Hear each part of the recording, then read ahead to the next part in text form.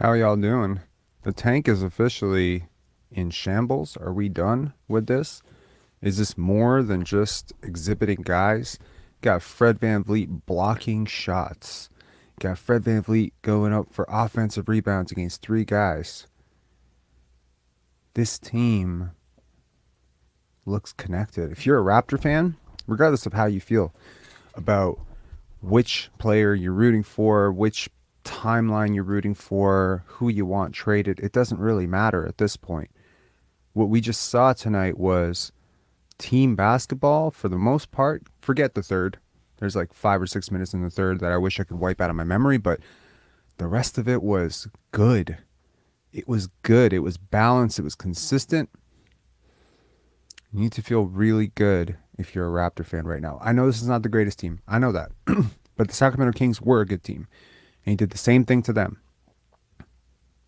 Second night of a back-to-back on the road, on the West Coast. 2-1 on a road trip that some of us, myself included, I'm going to throw myself under the bus there, had us finishing 2-4. They're already 2-1. Probably not going to lose against the aggressively tanking Houston Rockets. So could they finish this road trip 5-1, turn around their season? All the tank for Wemby, tank for Scoot stuff, all the season's over stuff that I was talking about 3 weeks ago, is that all over? Is this a team that may actually have a chance? Because I tell you, when it's clicking, when it's going right, it's not just the hot shooting. It's not just ball movement. I mean, once again, 24 assists. This is not world beater stuff, right? There's still a lot of one-on-one stuff going on. But the ball's moving when it needs to move. A lot, right? The defense was connected tonight.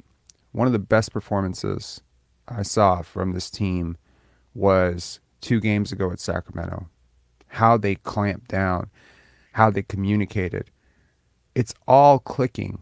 It's all clicking. And it's not just one thing. It's not just, oh, they're passing and they're hitting a few more threes. Yes, once again, over 30% from three. Once again, right? Another good game from Scottie Barnes, another good game from Fred VanVleet. That's become somewhat of a consistent for the Raptors right now. Another great game from Precious Achiuwa. We're going to talk about that for sure. How good is he? What is he flashing here? It's not just the on-court stuff. It's the stuff on the bench. It's Scottie Barnes screaming at Gary Trent Jr. for an aggressive defensive play. It's the dabs between Scottie and Fred. It's the communication on the bench. It's Scottie Barnes turning around like he's a WWE character, turning around to the Raptors faithful that had come from Kamloops and all over BC, took the drive over to Portland. Shout out to any of you. If you end up watching this, kudos. Thank you for supporting the Raptors in Portland. Let's go Raptors. Chants in Portland. That's chilling. It happens all over the place, guys. A lot of snowbirds down in Florida. Orlando games are usually a lot of Raptor fans, right? So usually, if you're attending Lakers games, there's usually a couple Raptors jerseys sprinkled throughout. Raptor fans are everywhere. I think to those of us who might be like, I don't know about all these wins, is this fool's gold? You got to ask yourself how these wins are happening. You're not just beating teams because they're sitting stars now. You're not just beating teams by 1 or 2 points on a lucky fluke or teams that didn't show up. No, you are clamping teams. You are really aggressively shutting down stars. You didn't do it last night against Steph. I get that. The Golden State Warriors starting 5 is probably, if last I checked, was the top rated net rating in the league. So it's one of the best teams in the league when they're healthy. But I think there's something here. What's most exciting for me is that it's a combined effort. A lot of guys that we wanted to see play well are playing well. They are showing flashes. I don't want to go into the playoffs and get reps for Fred and Pascal. They've been to the playoffs plenty of times. Reps or not. I mean, they may have not really had many cracks at it in this role opportunity with this iteration of the Raptors. But if you're going to try to sell me on a 6 seed, 7 seed, it has to be for the benefit of Precious Achiuwa, OG Anunoby, and Scottie Barnes. Those guys have to be a big part of this. Gary Trent Jr. And they have been a huge part of how the Raptors are playing. So I'm just going to be cautiously optimistic that this team has turned a corner. The chemistry looks different. The players look different. The defensive connectivity looks different. The offensive ball movement looks different. And there's two guys that I've been talking about all offseason. And I'll be honest, two guys, Scottie Barnes, Precious Achiuwa, because I saw the work that they were doing this offseason, and it was incredible. And I saw the package that they were working with and the athletic gifts that they had. And to start the season, they both struggled hard. Didn't know what they were doing. Really, really turned it around in January, both these guys. And the Raptors are winning. And they're both starting right now. And I got to be honest, after a game like this, I don't know how you send Precious Achiuwa back to the bench. I really don't. I don't know how you can do it. He does so much for you. He cleans up so much for you. The Raptors are one of the worst teams. Here's a fun stat. Okay, now granted this happened with him on the court, but this just highlights some of the Raptors' problems. Guess what the Golden State Warriors shot at the rim last game? 90%.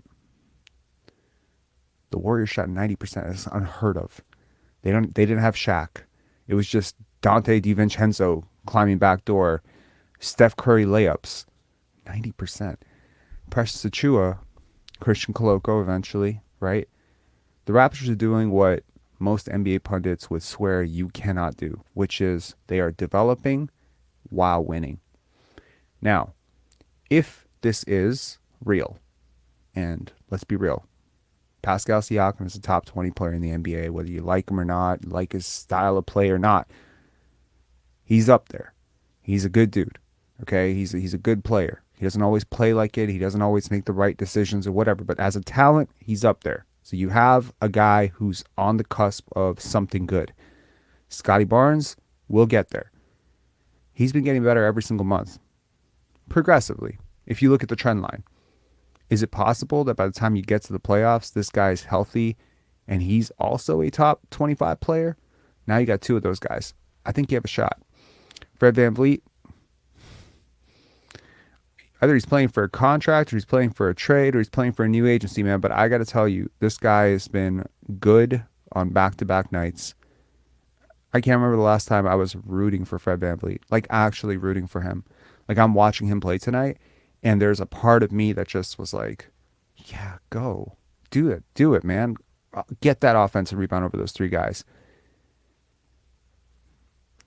I've always told you that I will change as the product changes.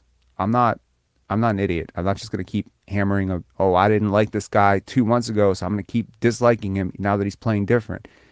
If this is sustainable, if Fred VanVleet wants to play like this for the rest of his career or the rest of the season, I'm not talking, he's got to drop 30 points. No, just play this way. Play hard on defense. Compete your ass off. Move the ball. Defer to your teammates. Find guys cutting back door. Yeah, a couple of passes are always going to be a little bit late. There was a play where Scottie cuts back door. He gets to him 2 seconds late. Okay. He's not 6'8". He's not going to be able to see that, and he's doing his best. I think he played a really good game.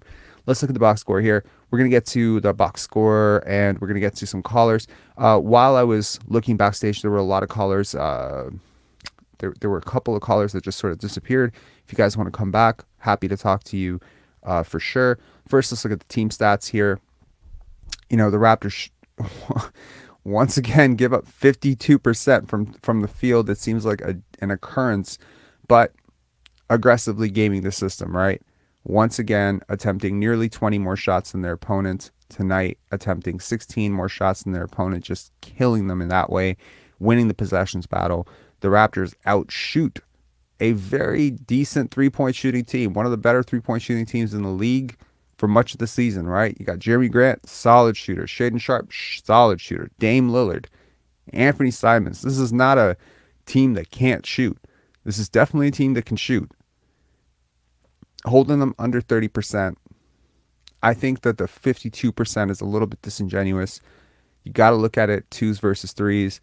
And I think if you hold a team like this under 30%, you've done a good job from three. Granted, they helped you out a little bit. They played a little bit hero ball themselves. But I think for the most part, this was a much better defensive effort tonight. For the Raptors, 33% from three, 24 assists. Again, but Portland, it's just, they're worse. They're worse on both, right? So I think that is a win for the Raptors in the box score. Looking at the Portland Trailblazers and what they got, they were missing Yusuf Nurkic tonight. I really like Drew Eubanks. I really do. I think that he provides a lot, but you really miss Nurkic in the post. You miss him sort of cleaning things up on the offensive glass. You miss the screen assists that he could give you. Jeremy Grant, for the box score, played a hell of a game. I think he was getting to the rim pretty much at will. I think he played really well. Dame Lillard, efficient night. Didn't shoot it well from three, but efficient night, 30 points. But every starter for the Blazers is aggressively negative in double digits on the plus minus department. Let's look at the Raptors. The Raptors, they get 24 points from Pascal Siakam, 3 rebounds, 4 assists, 0 steals again, 0 blocks again. 9 for 17 does not tell the story of Pascal Siakam's game. I'm not going to aggressively go at him the way I did last game, but I will tell you I don't think this was a good Siakam game. Scottie Barnes, 18 points, including that monster finish later in the game. 3 assists away from a triple double. This is another solid Scottie game. Another game shooting above 50% from the field. Another game where he's one of the 1 or 2 guys leading the team in plus minus. His impact is just being felt. I went on record yesterday saying that he's pretty much flashing top 35 player in the league potential right now. And if you just up those shot attempts from 12 to 18, you'll probably feel a lot better about that assessment. Would you feel better about me saying that a guy averaged, 28 and 7 and he's a top 35 player? I think that sounds right. But the minute you say 18 and a half, it doesn't sound as right. So I think we overemphasize scoring, but he's doing so much for you out there. Fred VanVleet, 11 points, 4 for 13. You would say maybe that's not a great game for Fred VanVleet. I disagree. I think he played a really good game. Yeah, it's not 30 points. It's not 28 points. Didn't need that from him tonight. There was a stretch in the third quarter where, Siakam goes one-on-one. It actually, I jotted it down on a notepad, and it was to start the third quarter, and it was just 4 bad plays in a row. 3 by Siakam and then 1 by Barnes. It was just, I was like, oh boy. And immediately the Raptors just, by the end of the third quarter, it was almost like a dead even game. But they come around in the fourth, they come around late third, early fourth, and they stop the bleeding, and the momentum just shifted. And that's not easy to do on the second night of a back-to-back gutsy win. Precious Achiuwa, everything in stride, right? 11 for 16. They couldn't do anything to him. He is so fluid. He gets past anybody. I would not put it past, he's a wing. I don't think people understand that. People think of him like a big. He's not a big, he's a wing. He's like a big wing, okay? He's like another Siakam out there. In so many ways, he's like another Siakam. He hit that pull-up mid-range shot. He can hit some threes. What's the difference here? It's like having another Siakam. There's so many Siakam similarities with him.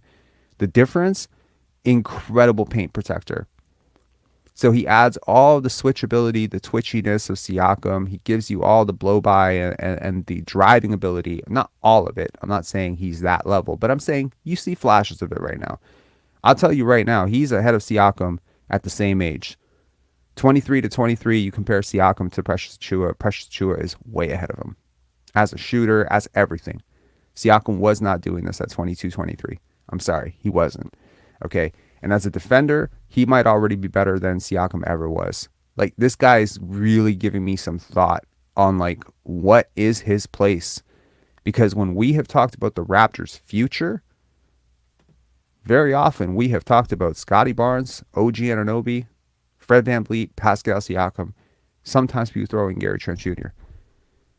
I think this guy needs to be in that conversation in a very big way. Not in a maybe he'll fit in at some. No, I think he needs to be like a fixture.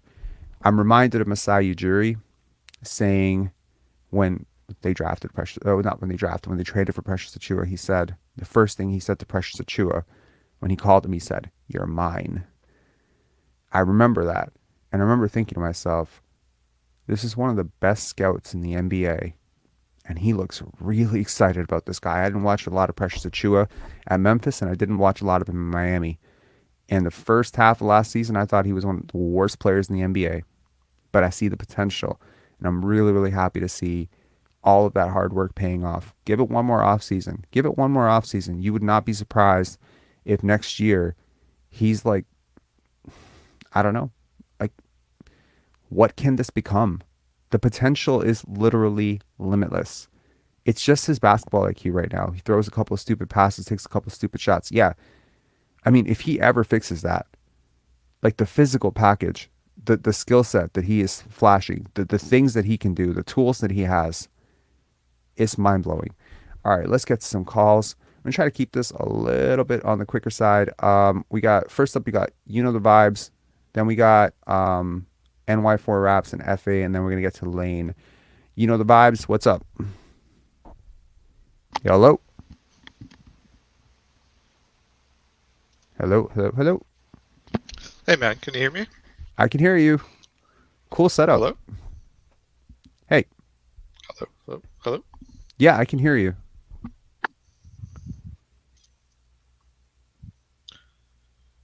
Hello? Yeah, I got a bit of a delay. Okay, you want to turn off your YouTube. Turn off the YouTube and just be on StreamYard.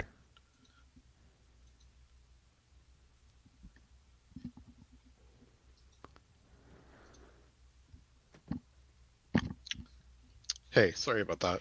No worries. What'd you think of the game? So I thought it was an entertaining game, an unfortunate win for the Tank, but it's definitely entertaining. A lot of fun things. It was nice to see GP2 playing again.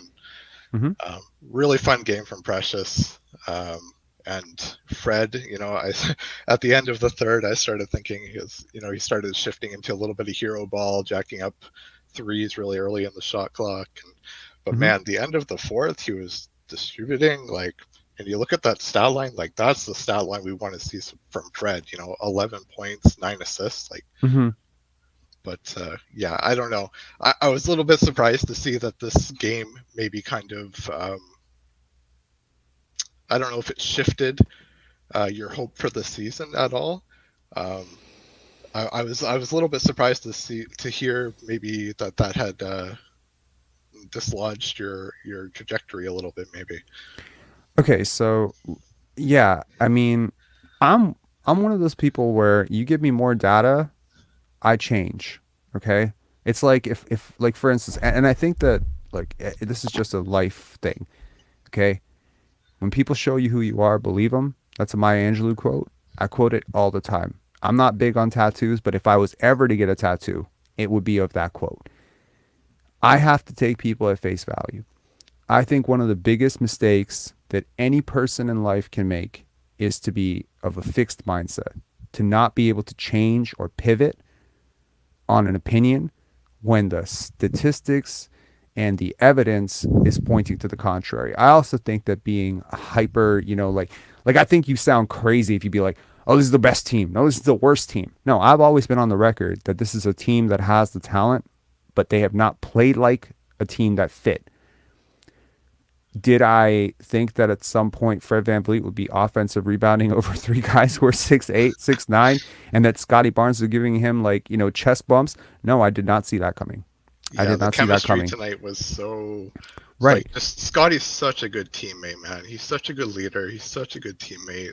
He's awesome. Just he was there for everybody tonight. He was celebrating everybody. It was so nice to see. It's just I wish we could have had some of this. I mean, obviously from Scottie, I don't think it was an issue for him earlier in the season, but just the whole collective team, if we could have had this kind of connectivity and chemistry early on, just, I think a lot, we're going to look back at the season regardless of how trades go, and what we look like at the end of the season. We're going to look back on this and there's going to be a lot of what ifs.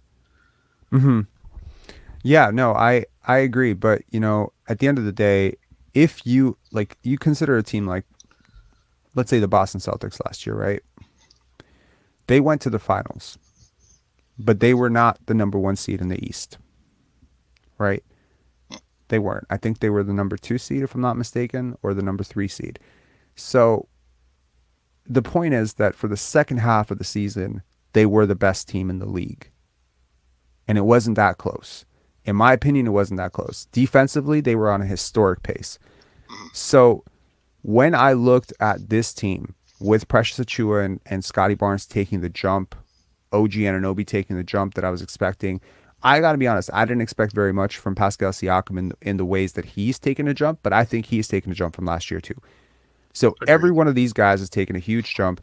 Oh my God. Wow. Yo, Kmoney. Sorry, this super sticker is insane. Bro, thank you so much. Do you mind if we just take 1 minute to just answer some Kmoney questions here? Yeah, Don't please. mind me. Okay. Please. So question number 1 from Kmoney. First of all, thank you for the super chats, man. This is very generous of you and crazy. So thank you so much. Gary, Precious, and Scotty, the future is bright. Rob, by the way, what do you think about Sharp? He looked like hot ass tonight, but I think Portland might be holding him back like with Gary. I don't know if they're holding him back. I think he's just a rookie, but I love the potential that I've seen from Shaedon Sharp so far. His athleticism, I don't know him. I don't know anyone around him. I would have to do more research into him. His defense, he has all the potential in the world to be whatever he wants to be. If the Raptors believe in that potential, it's because the physical stuff's all there. The talent stuff's all there. His jumper is smooth, his handle, his package, everything is right. So he has all the stuff for like a top 5 shooting guard in the NBA projecting forward. He has more package, in my opinion. He's younger and has more package than Ben Mathurin, if you want my honest opinion. However, will he put it together? Most guys don't. So I think that, that's an important thing. Now dealing with the second question, and this is, crazy, another generous super chat here. Doubling it up, man. Like, you just doubling it up. I appreciate that. Kmoney, his name's Kmoney, so, he's showering the chat with money. I appreciate that. I'm looking forward to the future, man. The season is done, but the future was displayed tonight in full force. We got to add this year's lottery talents and whatever we get for Fred and OG to this team. Okay, so now to pivot back to the question, to the conversation we're having right now. I think that there's a chance that you could enter the playoffs as the 7th or 8th ranked team in the East, but you could be potentially, right? You could potentially be like the second best team or third best team in the East. Do you know what I mean? Yeah, I saw your post today on Instagram, and you had kind of put in the math of, what we'd have to do to even get close to what our record was last year, and it was really grim. And I think it's, even just to get into a play-in spot, and then even if we play this type of basketball, this quality of basketball, do we make it past the first round against, look who we'd be facing? Like, is it worth it? I don't know. But I kind of like to talk a little bit more about Precious, just to take the opportunity of his great performance and just look to the future a little bit. I was sitting here trying to think, just to feed the hype a little bit, like, what would it take for Precious to, be like fringe all-star in the future? All-star is like, if we traded, 2 of Pascal, OG, and Fred, if we traded any 2 of them, what? Yo, I'm so sorry, Kmoney. What are you doing, bro? Are you watching this chat? What the hell, Kmoney? Yo, this guy just dropped a $69 super chat. Oh my god. 69, nice. 69. Yo, okay, that's crazy. I'm sorry. That's wow. Grassman, you do deserve it. I mean, that is questionable, but this is like, I mean, I'm sorry, we've never, you know what? Okay, so I just want to share something with you guys. So I've been trying to up the monthly revenue on this channel every single month, right? Every single month, and for the last 2 months, I've flatlined. Like I pretty much hit an upper limit, and I'll just be honest, it's about $800, right, for the entire month, and that's a lot of content to make $800 off of. But I'm not doing this for the money. But this month, we were about $100 short of our goal, and I was like, how am I going to make that up in 2 days? I got to release a video or something, or maybe you're just going to fall short this month. And Kmoney just he pushed it over. He just pushed it over. I didn't ask him to do it, but I mean, if he knew that we needed it, I mean, thank you so much, man. That's huge. Thank you so much. I really appreciate it. Thank you. Um, I'm so sorry. Can you repeat the question? Yeah, no problem. Yeah. I was just thinking, looking ahead, for Precious and just some of the stuff that we're seeing, even in just the past couple of weeks, like what would it take for him to kind of get to that fringe Gotcha. star type? I honestly think it's experience and reps. I talked about it with Scottie yesterday, swing skills for Scottie, and I think that, with Precious Achiuwa, one of the biggest swing skills is just Bully Barnes saying Kmoney is a scammer. No, he's not. Shut up. Like don't say that. He's not a scammer. He's been on the show many times. Yeah, so like I think that the IQ, the experience, the reps, he's so much better than he was last year. We're talking like 16 months.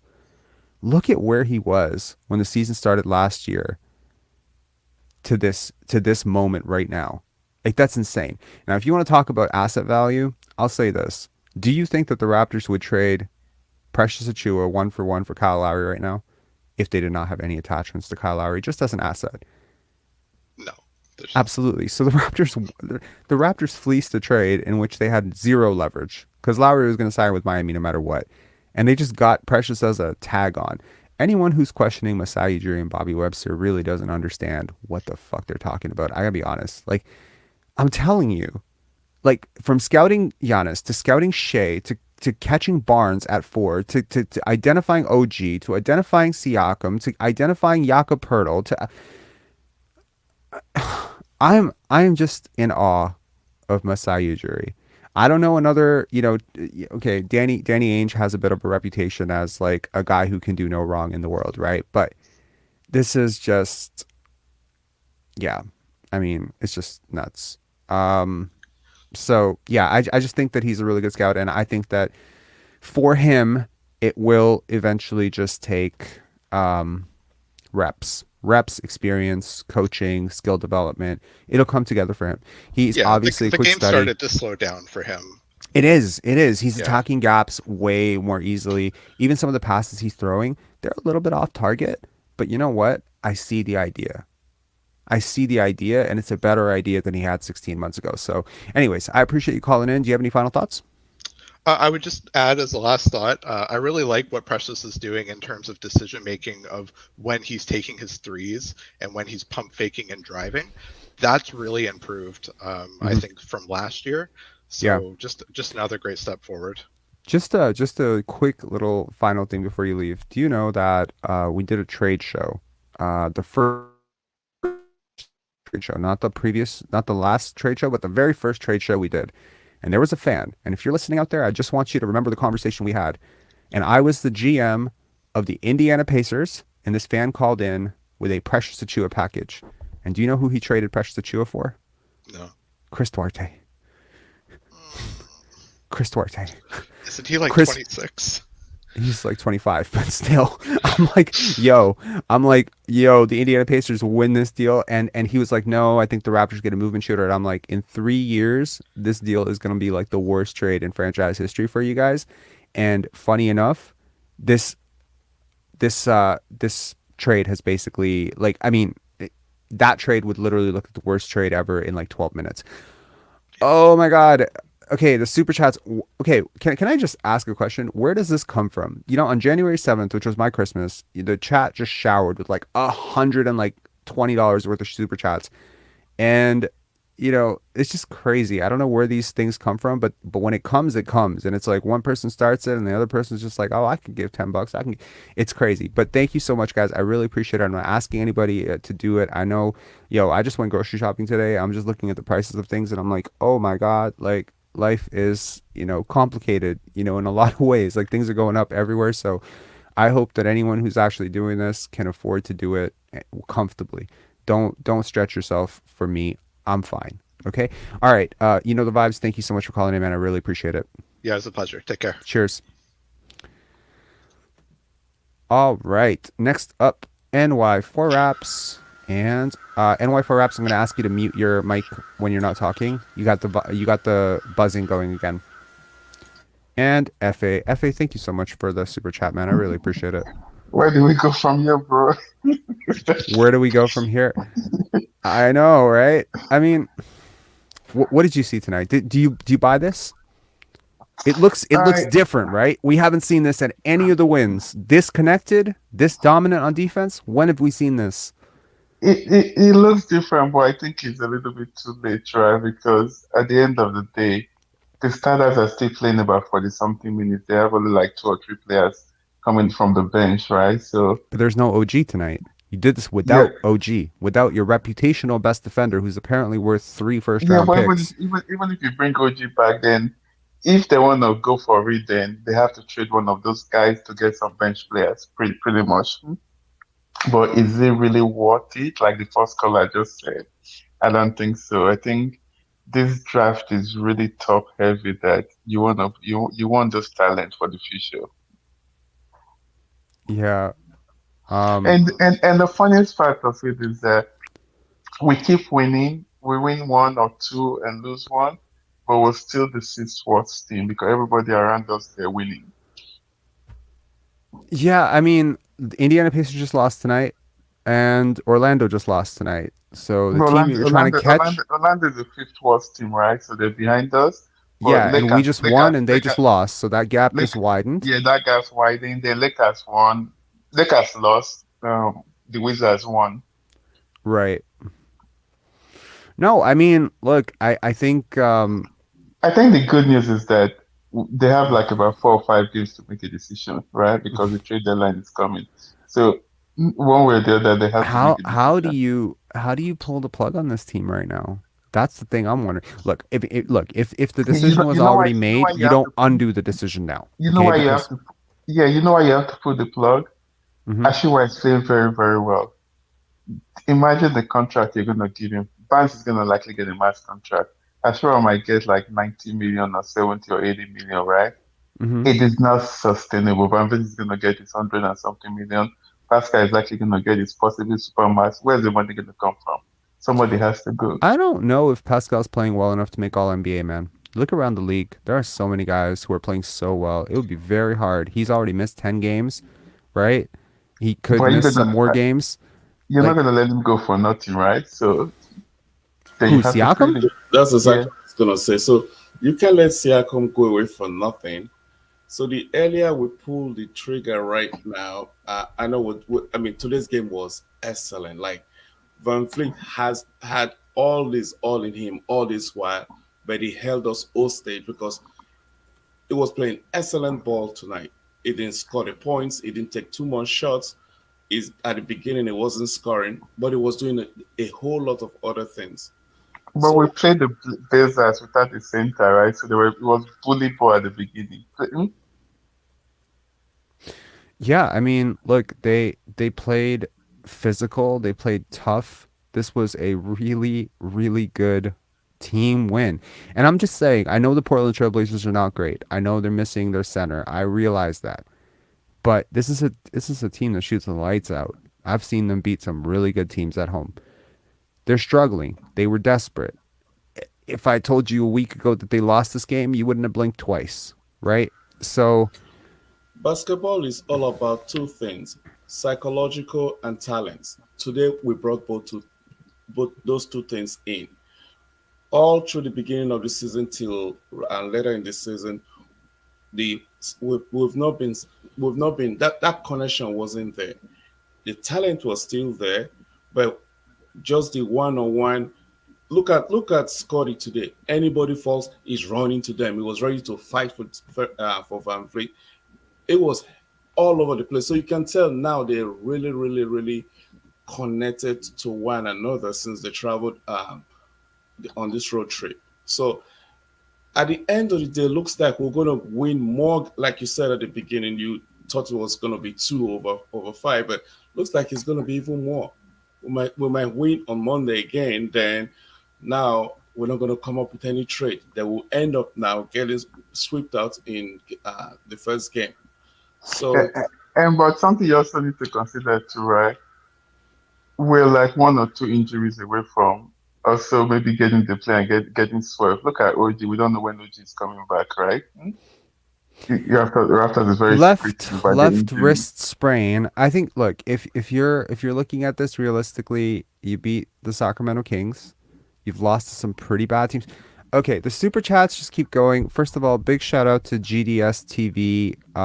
Huge man. This 27.99 number just keeps coming up, and Kmoney. It's just people trying to compete with you right now, man, and it's funny, but like this is crazy. Like you guys have, I gotta be real. Like I'm just doing the math really fast. You've already doubled our January 7th super chat total. I don't know where this is coming from. Was it because I was happy yesterday? You think that's what happened? I was happy yesterday. I genuinely was. I had a breakthrough yesterday, and I'll talk about it later. I will talk about something personal at the end of this because I came through a breakthrough last night. Look, long story short, I don't think that they've proven that they're not the team that deserves this record yet. But I think that what you saw tonight was a team that's connected and can be really scary defensively, man. Like Siakam has been a weak link this month. He hasn't played good, and you've been above 500 for the most of this month, right? Like since Precious has come back, you're a game over 500 if I recall correctly, right? The team is obviously better than their record, right? But however, I think Oh, it's a they're little bit way too better late. than their record, but the question is this a team that's finding something, right? Because the defensive schemes are very complicated for this team, and it sometimes takes time for guys to gel into new roles, right? Siakam is, like, oh my gosh, what is happening, chat? Yo, oh my God. Kuato from Mars, thank you. You're always dishing those super chats. I really appreciate you, man. Um, and okay, oh my God, Paul I. That's We NY still for need to tank. that's Paul NY for I. us. That's Paul Paul, right? Paul on the call right now. Paul what? That's Paul. Paul is the one on the call, my brother. Is that you? Yeah. NY4 Raps, is that you? yeah, that's me. Yeah. Oh my God, you just wanted to make sure that we got the we still need to tank. Oh my God, thank you He, guys al- so he always much. he always wants to beat me, so He he doubled you. Oh, uh, that's he's been funny. doing he's been doing that since we were young. So Yeah. Oh my God. Fitman, thank you so much, NY4 Raps. I really appreciate it. Um, you deserve it, man. You put in It's the a guy. time, the effort, and everything. So we appreciate you. Man. Thank you guys so much. Fitman Cam said a few weeks ago you talked about a teacher who inspired you. It had a big effect on me. I was a substitute teacher until last week, but now I'm full time in a core area Oh wow. school. Way Props to for your go, fit man. content and Way your to go, big vulnerability. man. Oh man, I'm Yeah. gonna share that with my teacher that inspired me. I'm gonna tell her that me telling another teacher. Look, it's the effect of Fit man. positivity. Congratulations, fit man. Yeah, Fitman, first of all, congratulations on getting, like, I know it's hard to become a full-time teacher, so congratulations on that.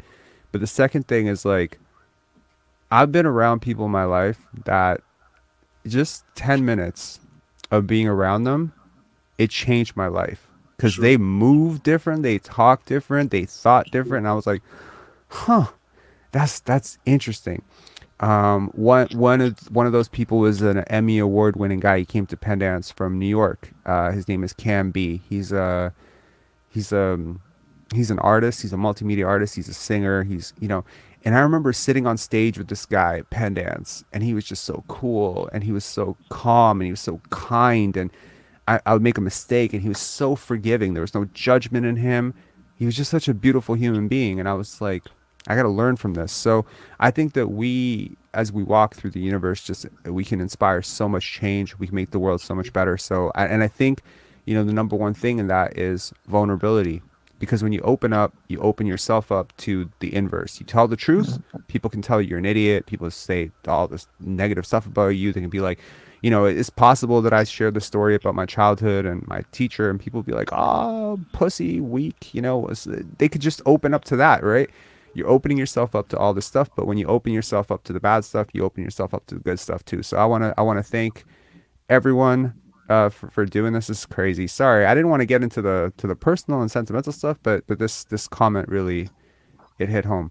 Anyways, guys, thanks so much. Any final thoughts? What do you think? Like, okay, prediction. There's not going to be any. There's not going to be. I think there's not going to be any trade. My side is going to be evaluating and possibly do a trade in the off season. Then at the end of the day, we're going to get swept up in game. Yeah. Yep, that's it. Okay, but what if? Okay, so because I don't think the way what's his name? The way Fred VanVleet is playing right now, I don't think they're going to even trade him anymore. And it's like they have this enmeshment now within the team, so they look very, very good right now. And I think look at the way they held this guy to how many points today, and the other guy couldn't even score. So they did very, very well. So looks like they're not going to do any trade because the team is playing very, very well right now. We're looking like a real NBA team right now rather than a WNBA team that we were months ago. Wow. Yeah. No, I agree. Totally. I think this team could, though, like, they have the potential. They have all their future assets. Yeah. We're better than our records. Way better than our records. Oh my God, we just had $100 super chat. Wow. Okay, guys, I'm gonna get off the call, and I want to apologize to everybody, and I'm just gonna take a while to just go back through the chat and thank everybody, because these are look. I don't care if it's $2, $10, $1. It's all love. I just want to make sure that I don't miss any of these. Yeah. Way to go. Is it more money or way money? He started it. Kmoney. Thank you for starting. Way to go, everybody that donated something, and those that did not donate. Way to go too. Yeah, this is just crazy. All the support, all the likes. Well, Rob deserves more than all that. Rob, you deserve it. Thank you, man. It's like very. I got to be honest, it's very difficult for me to take something good about myself coming in. Sometimes it's very uncomfortable, but I really appreciate where you're coming from with that, and I really appreciate it. Thank you so much, guys. All right, have a good one. Have a good one. Sleep tight. Thank you so much. Yep. See you next game. Yep. All right. Next up, we've got Coach Mo. Coach Mo, hang tight for 1 minute. I just want to say thank you to everyone. Just kind of go individually one by one here. First up, Larry Kane, of course. Haven't seen you on the show in a while. I realize, these games are super late, but I really appreciate the super chat. It's not the first time you've done it, but I got to tell you, sometimes when people are really critical of this channel, I have to sometimes look at myself and be like, am I wrong? Am I overstepping? Am I saying something, crazy? Am I being fair? And I always look around at the community. You're one of the first people that I always look at, and I say, if this guy is with us, if he's for this, if he's vibing with this, then I think we're doing something right. So just because I see the work that you're doing in your life and all the stuff that you've done, and it's very humbling. So thank you for your support as always. Jason Choi, thank you, man. I really appreciate it. Dan Kaufman, thank you. Thank you very much. Just going to go through this. Sorry, guys. There's a lot to scroll through here. Just give me 1 second here. Hiam Dirks, you make the season fun as a Raptor fan. Thank you. Yes, seasons like this can be really boring sometimes, and I think sometimes also depressing, because I think as sports fans, we care about our team and we really want them to do well. And obviously most of us in September were expecting this team to be like a top 3 team in the East. And then they didn't come out like that. And they lost to some really bad teams. And it can disappoint you. And I think, you know, I totally understand the fan psychology that sometimes when your team's not playing well, that your day's not going well. I get that. But I think most of us as Raptor fans should feel really good right now, because I think that the future looks really bright. Like, if I had to rank all the teams in the league in terms of like future outlook, like who would I swap places with? I don't think there are like more than 3 teams. So I think this is a team that has set itself up very well. Moving up. MT, thank you so much. I really appreciate that, man. Anon Can, free. Great job, Rob. Keep up the hard work. Again, appreciate it. I guess to those of you who are keeping... Okay, now, Con. My only complaint is that you wrote nothing about this. I wish that you had written something so I could respond to what you had written, but thank you so much for this. That's crazy. I don't watch a lot of live streams. I'll be honest. I don't watch a ton of other live streams. I've never seen this. Maybe this happens for like big Twitch streamers and, you know, celebrities or like really pretty girls. I don't know, like really attractive people or really big, you know, athletes or something. I know Scottie sometimes gets super chats in his Twitch and he says, thanks for the sub up, thanks for this. But I've never seen $100 super sticker. I'll be honest. I've never seen a $50 super sticker. Maybe I've seen like a $20.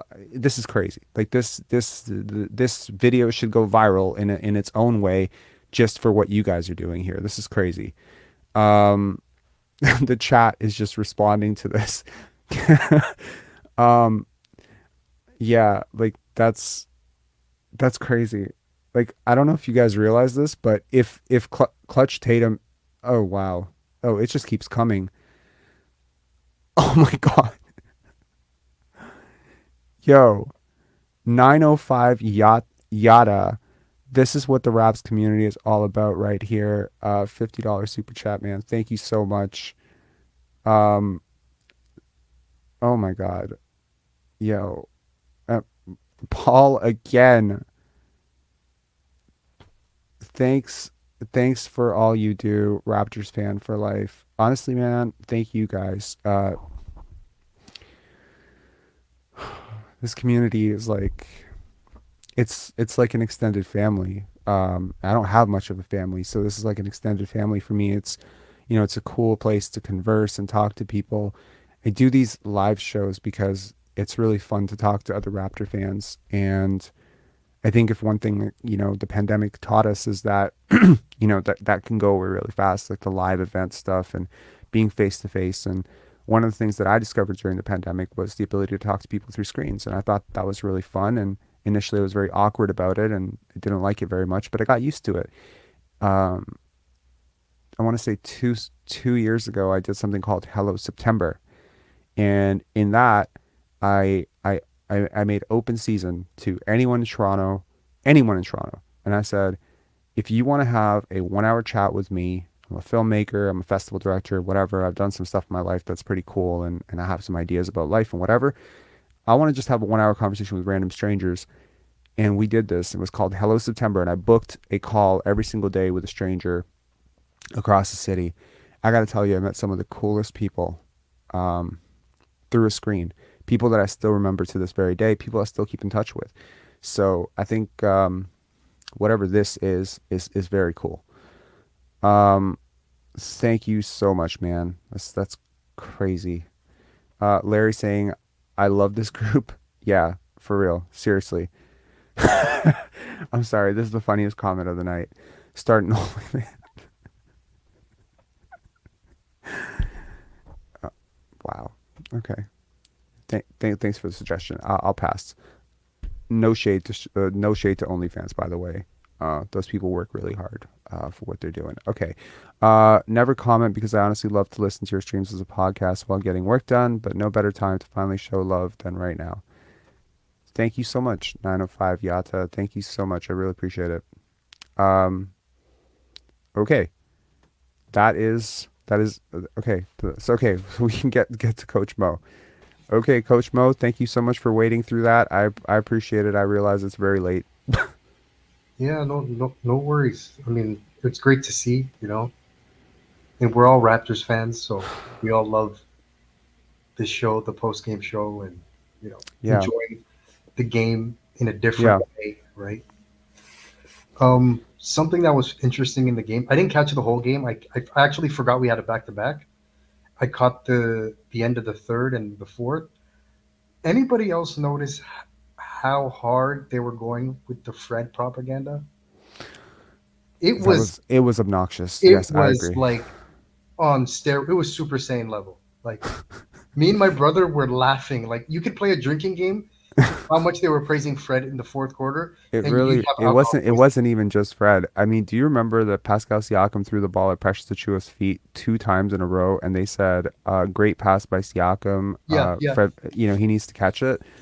Look, if you're an analyst, just call it as it is, right? That's all I want. I know that everyone has their favorite players. You develop relationships with guys. I have favorite players too. Okay, I get it. But if Scottie Barnes throws the ball at someone's foot, I'm not going to say that that guy should have caught the ball. I'm going to say bad pass by Scottie. And I think that's fair. And I think that's where we need to go because honestly, maybe fans miss it because they don't show the replay on it, right? Maybe a fan just misses it and they're like, oh, Precious Achiuwa, brick hands. He's so stupid. He doesn't catch the ball. And it's like, Mhm. bro, like this is 2 times in a row. He threw it at his feet. It's not right. It's not right. It's really unfair. And if a couple of times this year, actually more than a couple of times, I've just tuned out of the Raptors broadcast and I have turned on the other team's broadcast. And I hate to do it because, like I No, would love to hear more about the Raptors from the yeah. Raptors guys, but I cannot listen to garbage. No, it's become something where I used to not like. I still don't. I don't like Homer broadcasts where everything that happens to them is a foul. That kind of like extreme blinders. Hmm. And our broadcast crew has become that. Hmm. They're tough to listen to, and I just want fair. Even though I'm a Raptors fan, just call it fair. Just call it fair with a little favoritism. That's fine, but I think we're going overboard. But I want to talk about I think you went overboard with the you warming up to this team again and not wanting to do anything. I was like, Rob, hit the brakes on that. Hit the brakes. I didn't say I don't want to do anything. Something definitely needs to be done. No, Otto no, Porter it's is the a Blazers, very Rob. big. Rob, it's the Blazers. Oh, I get it, but it They, also they're like done. we. They're done. They're cooked. Okay, hold on. Let's play devil's advocate for a second. Okay. They beat New York. It's not a bad team. No. Okay, Okay. they beat Cleveland like 3 times, right? That's also not. Leanne Chapman, thank you so much, man. You and I have communicated back and forth on Instagram quite a few times. You're a lovely human being. Thank you so much for the super chat. I really appreciate it. Also, speaking of this community, I know this is public, but there is a member of this community who had a family emergency 2 days ago, and I don't want to say who it is, but it's someone who reached out to me and asked me about something that I had gone through. So if we can just give a quick prayer up for Priya. I'll just say the first name. I'm not going to say any other name, but just Priya. She'd reached out. She'd had a family emergency. So we just give a little community prayer for one of our Raptor fans in this Pensari basketball community who's, having a bit of a family emergency right now. That's all I got to say about that. Okay, so Devil's Advocate. We've beat all these teams, right? We beat Sacramento on the road. I didn't predict that. I didn't predict that happening. That team was healthy, right? They weren't missing someone key. They weren't missing so I got to say, you've seen flashes. And also they've lost a lot of these games close, Mhm. super close. And Like they've been leading by 20 and then they've lost the game. They're in a lot of these games. I agree that this team could be really good. They can be top 5 Mhm. if we dismantle the hierarchy, or at least, I mean, you know what I mean. The pecking order thing needs to Look at the be shot distribution tonight. smoothed out. Wasn't it more fair tonight? Yeah. It was like pretty much every guy was under 20. The only This is what you were complaining about yesterday, right? but this is the only game where I think everyone that played well. in terms of offensively. In all honesty, I don't think Siakam played well. That's just me personally. He but shot well. He shot well, and he shot efficiently because they have no. 25 shots. Fair enough. It's better than yesterday, It's but the closest we've gotten to the main guys playing well together. that's fair. And Fred didn't shoot the ball well. But he played well. I don't think Siakam played well, but he shot the ball well. So you put them together, and they kind of combined to have one really good game. But I will say, in the fourth quarter, Fred played well. I still think Scottie needs to. They need to do this kind of. I thought Fred handled the ball. He did great. He could just it doesn't have to be all him handling the ball in the fourth quarter. Like those things got to be worked out over time. This is just one game, so it's fine. But you know what I mean? Like Fred being our closer, ball handler exclusively kind of thing. I don't think that needs to happen. But now this is something I wanted to ask you. You said that something needs to happen.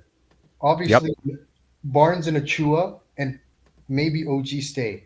I think I asked you before, can Fred, Pascal, and Scottie coexist? You said no. That means one of Fred and Pascal should be traded at this deadline.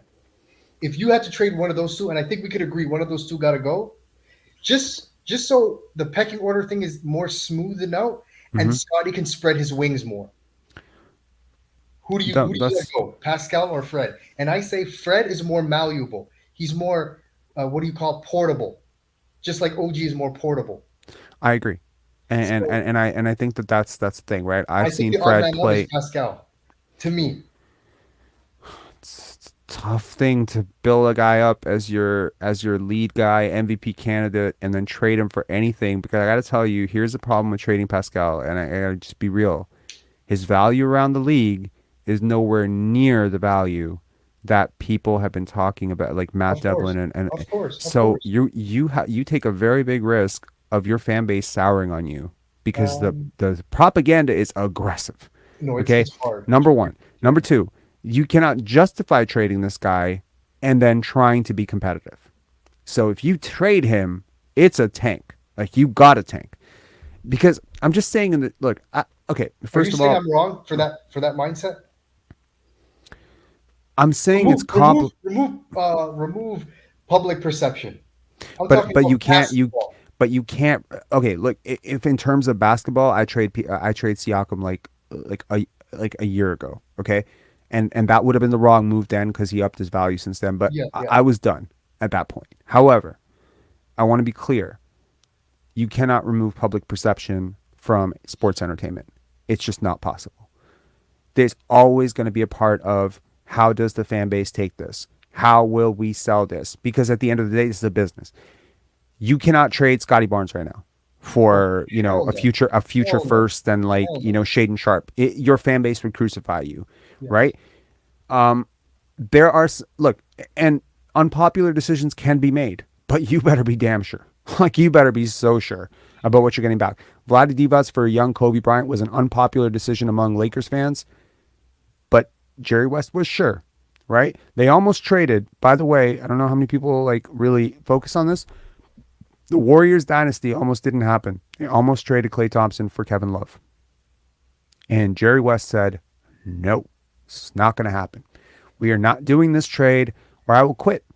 He was very, very firm about it, that this cannot be the case. And it was very hard to argue in that moment that Kevin Love was not a way better player than Klay Thompson. It takes some vision to do this. I trust Masai. Pascal Siakam, was it all smoke and mirrors? Is the whole thing is just Country Kong says if we traded Scottie, I'd stop watching. Yo, honestly, me too. If they traded Scottie, I'm done. I'm a fan of Scottie's new team. That's my team. I'm going with him. That guy is beyond untouchable. I agree.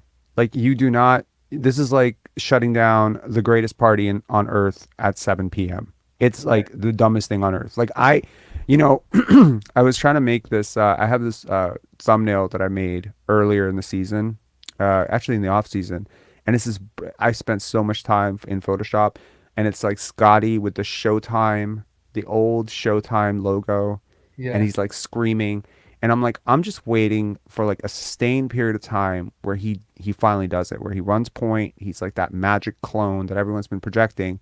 And I can just say, Showtime has arrived in Toronto, because that's the projection. That's the vision that I have for this. But I could be wrong, but that's what I see. But even And with so, Magic, there was so much resistance with how he played and him being a point guard, and his teammates didn't like it. That time it was obviously very revolutionary and new. But yeah, Scottie's kind of going through that, like the media saying he's not a point guard. What is he doing? Who does he think he is? It's weird until it works, until he's dominating, and then it's just working, and it's like, you know what? You know what's bothering me now, and I mean, I'm trying not to let it bother me, but it bothers me a little bit that there is a underhanded. It's come from Alvin Williams today, and it came from Doug Smith a couple of days ago. This idea that he is now changing because of the criticism, which is according, to everything. This is why we did that interview with Scottie's trainer. Go watch it if you haven't. To anyone, there's 321 of you. If even one of you has not watched it, it's pinned as the channel trailer. Go watch it, because in it he's very clear. He's not paying attention. It doesn't bother him. This outside noise doesn't bother him. It's not motivating him or anything. It is what it is. He's just clowns who don't understand basketball talking basketball. Doug Smith saying Scottie Barnes needs to be in the gym and shoot 5,000 jump shots a day. You know who didn't shoot 5,000 jump shots a day? Kobe fucking Bryant didn't shoot 5,000 jump shots a day. It's just crazy. What? Like, exactly. It's the stupidest thing I've ever heard.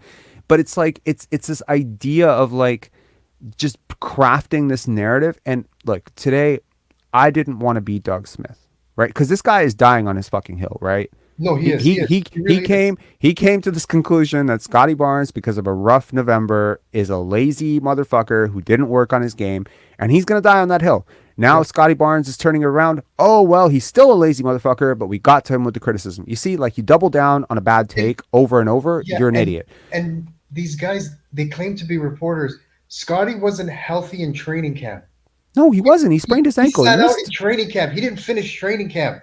He's limping around. Not one person has said he's healthy. Not one person has said he's now healthy. He looks different. He's moving different. I'm saying it. He is moving different. He's twitchier. He's quicker. He's recovering faster. The defense is way better. The number one place it shows is defense. Defense is reactionary. You have to react. You have to tell your body, okay, do this now. Offensively, it's a little easier to get away with some bumps and bruises. But defense, you will explode. You will be exploded. A wounded animal is destroyed on defense. No, I agree. And Tamberlyn's a writer, so she honed in on carcasses in the dirt the same way I did. That Doug Smith line, he is going to be in. Honestly, man, Doug Smith Hall of Fame, calling fucking Dwight Howard a thug, number one, and this athletes lined carcasses in the dirt of athletes who didn't fulfill their potential or some bullshit that he said. My God, man. And here's what annoys me. He had an amazing rookie season where he was active, he was joyful, he was impactful, and he exceeded all expectations of most of these guys that wanted Suggs. Then he's hurt for November and most of December. That's who he is. To them, that's who he is. That's it. I get it. Everything. They've built everything around the beginning when he was injured, but he wasn't injured. But Fred's back, and Pascal's tired, But look, at the end of the day, you didn't need to trade Siakam, you didn't need to trade OG, you didn't need to trade Fred in order for Scottie to become what he's become, right? He's become it with those guys. You and I can probably say he might become more of what he's already become when those guys are traded, if those guys sit, whatever. But at the end of the day, we thought that the path needed to be cleared for him, and guess what? He cleared his own path, right? He's kind of just, the team right now at its best is playing Scottie ball. Of course.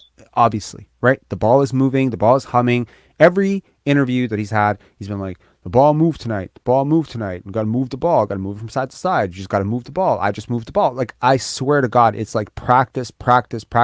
I'm just here so I don't get fined. Scottie is the Marshawn Lynch of basketball in so many ways, right? And he's not being coy with the media. It's just what he thinks. That's what he thinks. So at the end of the day, we didn't need it to happen. I think your leverage right now going to trade deadline is firmly better than it was before. It may not be great for the tank, but you got to look at this from a long-term perspective. What do you There do? are teams out there that want your players. What do you do, Rob? What do you do? I got to be honest, seeing what Precious Achiuwa is becoming, OG now looks expendable. OG looks expendable, and he's one of my favorite players. But I would keep OG Me because too. I would love a front court of Precious and OG and something, and a back court of Scottie and Gary. I think if that something in the middle. Oh my God, Rob, dude! Imagine a starting line. That starting lineup right there. Mm-hmm. Whew. Yeah, the movement, the youth, and I mean everyone's under 25. That would be crazy. And But I think that for that starting lineup to work, I think that fifth player has to be such a great shooter and a really good screener, really good diver to the rim. We're talking a hell of a player. Whoever it is, it has to be one hell of a player. At the very least, we need to solve this 6-starter issue. You know who that player, like, I mean, it'll never happen, but who that player, I would love for that player to be, like Kevin Durant. That would be the ideal fifth guy in that lineup. Gives you every single thing. He's portable. He can pass. He can score. He can shoot. He can like play off ball, on ball. That is the guy. And if this team, by whatever miracle could have traded Siakam, VanVleet. But long term, we can't do the 6 starters. I don't think someone said Wemby. What if it's Wemby? What Wembanyama is the 7'4" Kevin Durant, right? Slots in right at center. Imagine a starting lineup of Scottie Barnes at point guard, Wembanyama at center, and the middle is plugged up by. And I mean, we're not even including Siakam and VanVleet in this. Whatever you trade those guys for, I mean, the greatest haul of draft picks in the history of the world. I don't know, but I don't know, man. Like I one thing I know for sure. There's very few things I know for sure in the world, but there's one thing I know for sure. Whoever gets the number 1 pick is not trading it. So in order to get it, you have to actually get it yourself. You're not gonna get it via trade. I don't think. Here's the crazy thing. Someone asked me a question the other day. They said if the Raptors had the 3rd pick, and let's say some other team had the 1st pick, do you think you can get the 1st pick for Siakam plus the 3rd pick? And I said probably not. No. That's the value.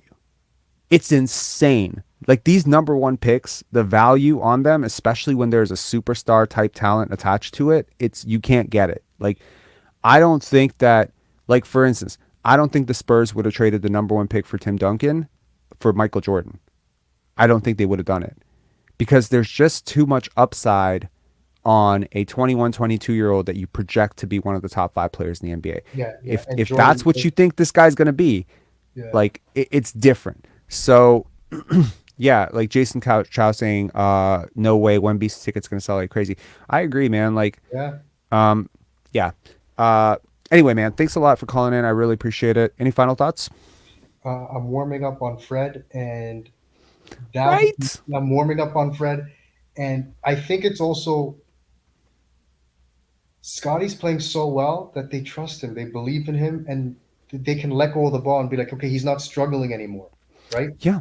He's a part of that clique now. I mean, I'm not saying he's a part of the clique as in off-court stuff. He's not part of the clique. But it seems like, that like that thing that pisses us off, the 2-man action between Fred and Pascal, that usually doesn't happen now with Scottie on the court. No. Like tonight, it didn't happen with him on the court. It happened when he was off the court, but it didn't happen when he was on the court. When he was on the court, all the DHOs were involving him as well.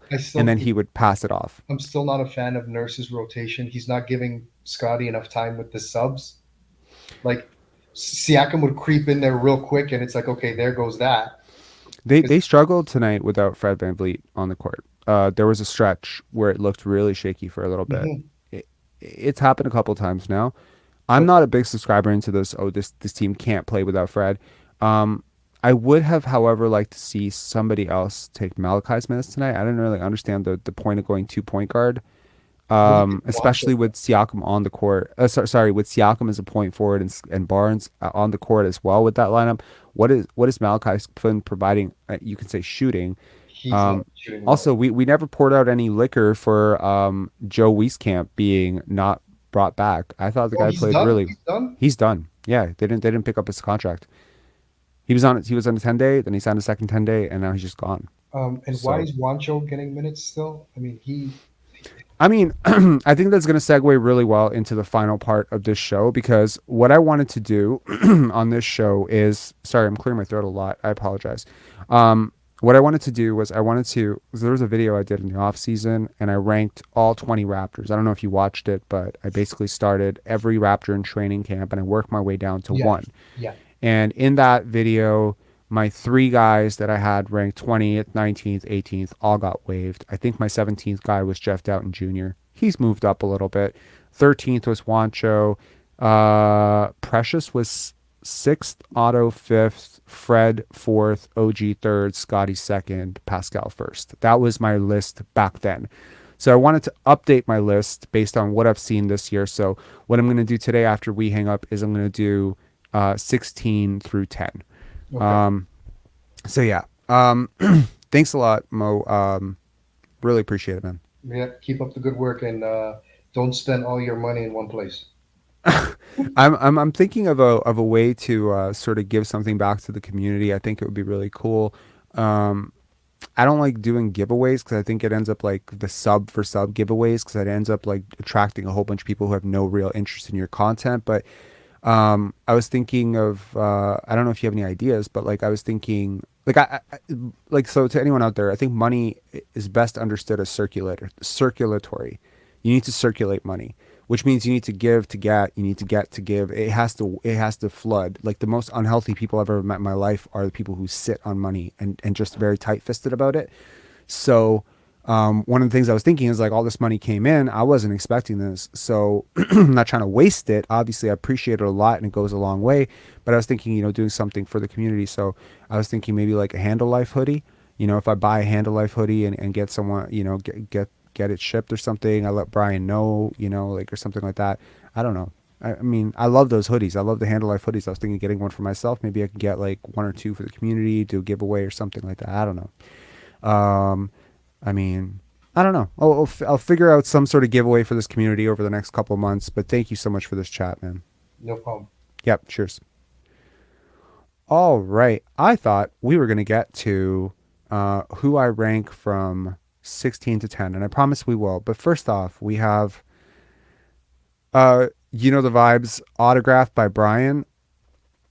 I don't think Brian would autograph a hoodie. Like, he's not I don't think he would do that, but I mean, sure. You could reach out to him on Instagram and just ask him to do it. I'm pretty sure he'd do that for you, man.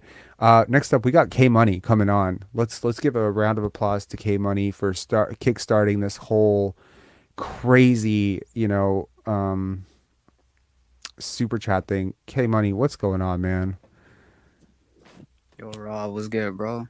What's going on, man? What prompted this crazy, generous, just donation after? I mean, you obviously started a movement here, because I mean, I haven't counted at all, but someone said it's like close to $700 today. That's crazy. The chat is going nuts for you right now. What's That's all going on? love, brother. I found your channel like a month ago or so. Since then, it's just been a blessing to really just, come in here, whether it's after a loss or after a win, just come in and, discuss and just have fun, So I just wanted to give back a little bit. I appreciate it, man. Like, that's not a sentiment that a lot of people in this world share. I'm aware that a lot of people do share that as well. But I mean, can I ask you, like, where does that come from? Like, where does that generosity come from in you? Because I mean, like, I'm just being straight up with you. I haven't watched a ton of live streams. I don't know if this is very common, but someone just shelling out like 50, 70, 8, like whatever you just did. I've never seen anyone do that.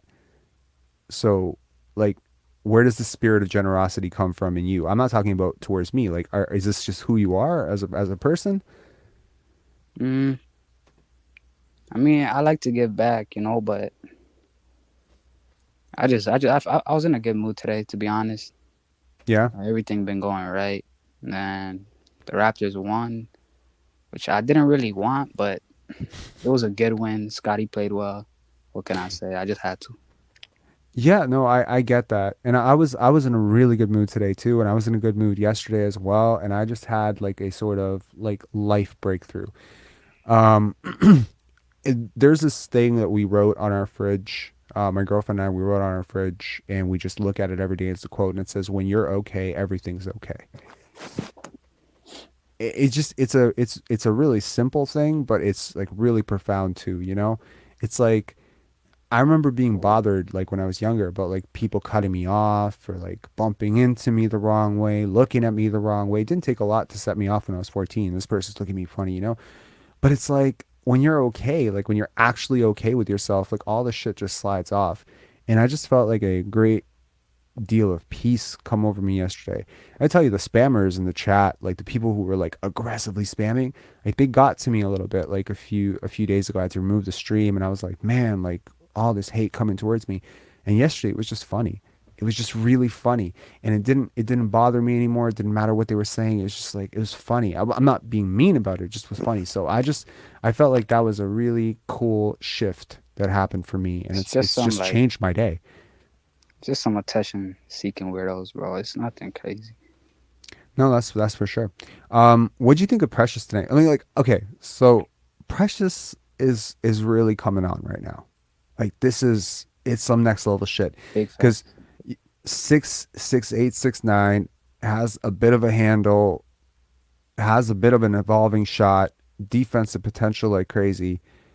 I mean, this is like a lottery talent here. Like this guy right now, I mean, he's I mean, he 23 was years a old. lottery talent, right? He was a lottery talent. He didn't go in the lottery, but he was a lottery talent for sure, in my opinion. But one of the things that we don't talk about enough is how much the pandemic screwed up like college athletes.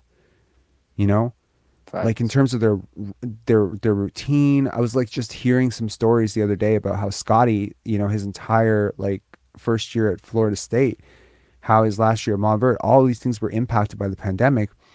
And I'm thinking like Precious Achiuwa was also at Montverde year before Scottie, you know?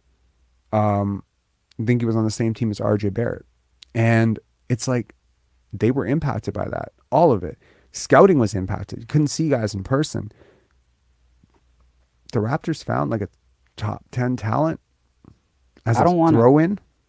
Yeah, I don't want to overestimate Precious's ability or nothing. But like, if this guy can get his IQ up, you're basically looking at a Bam Adebayo that can shoot.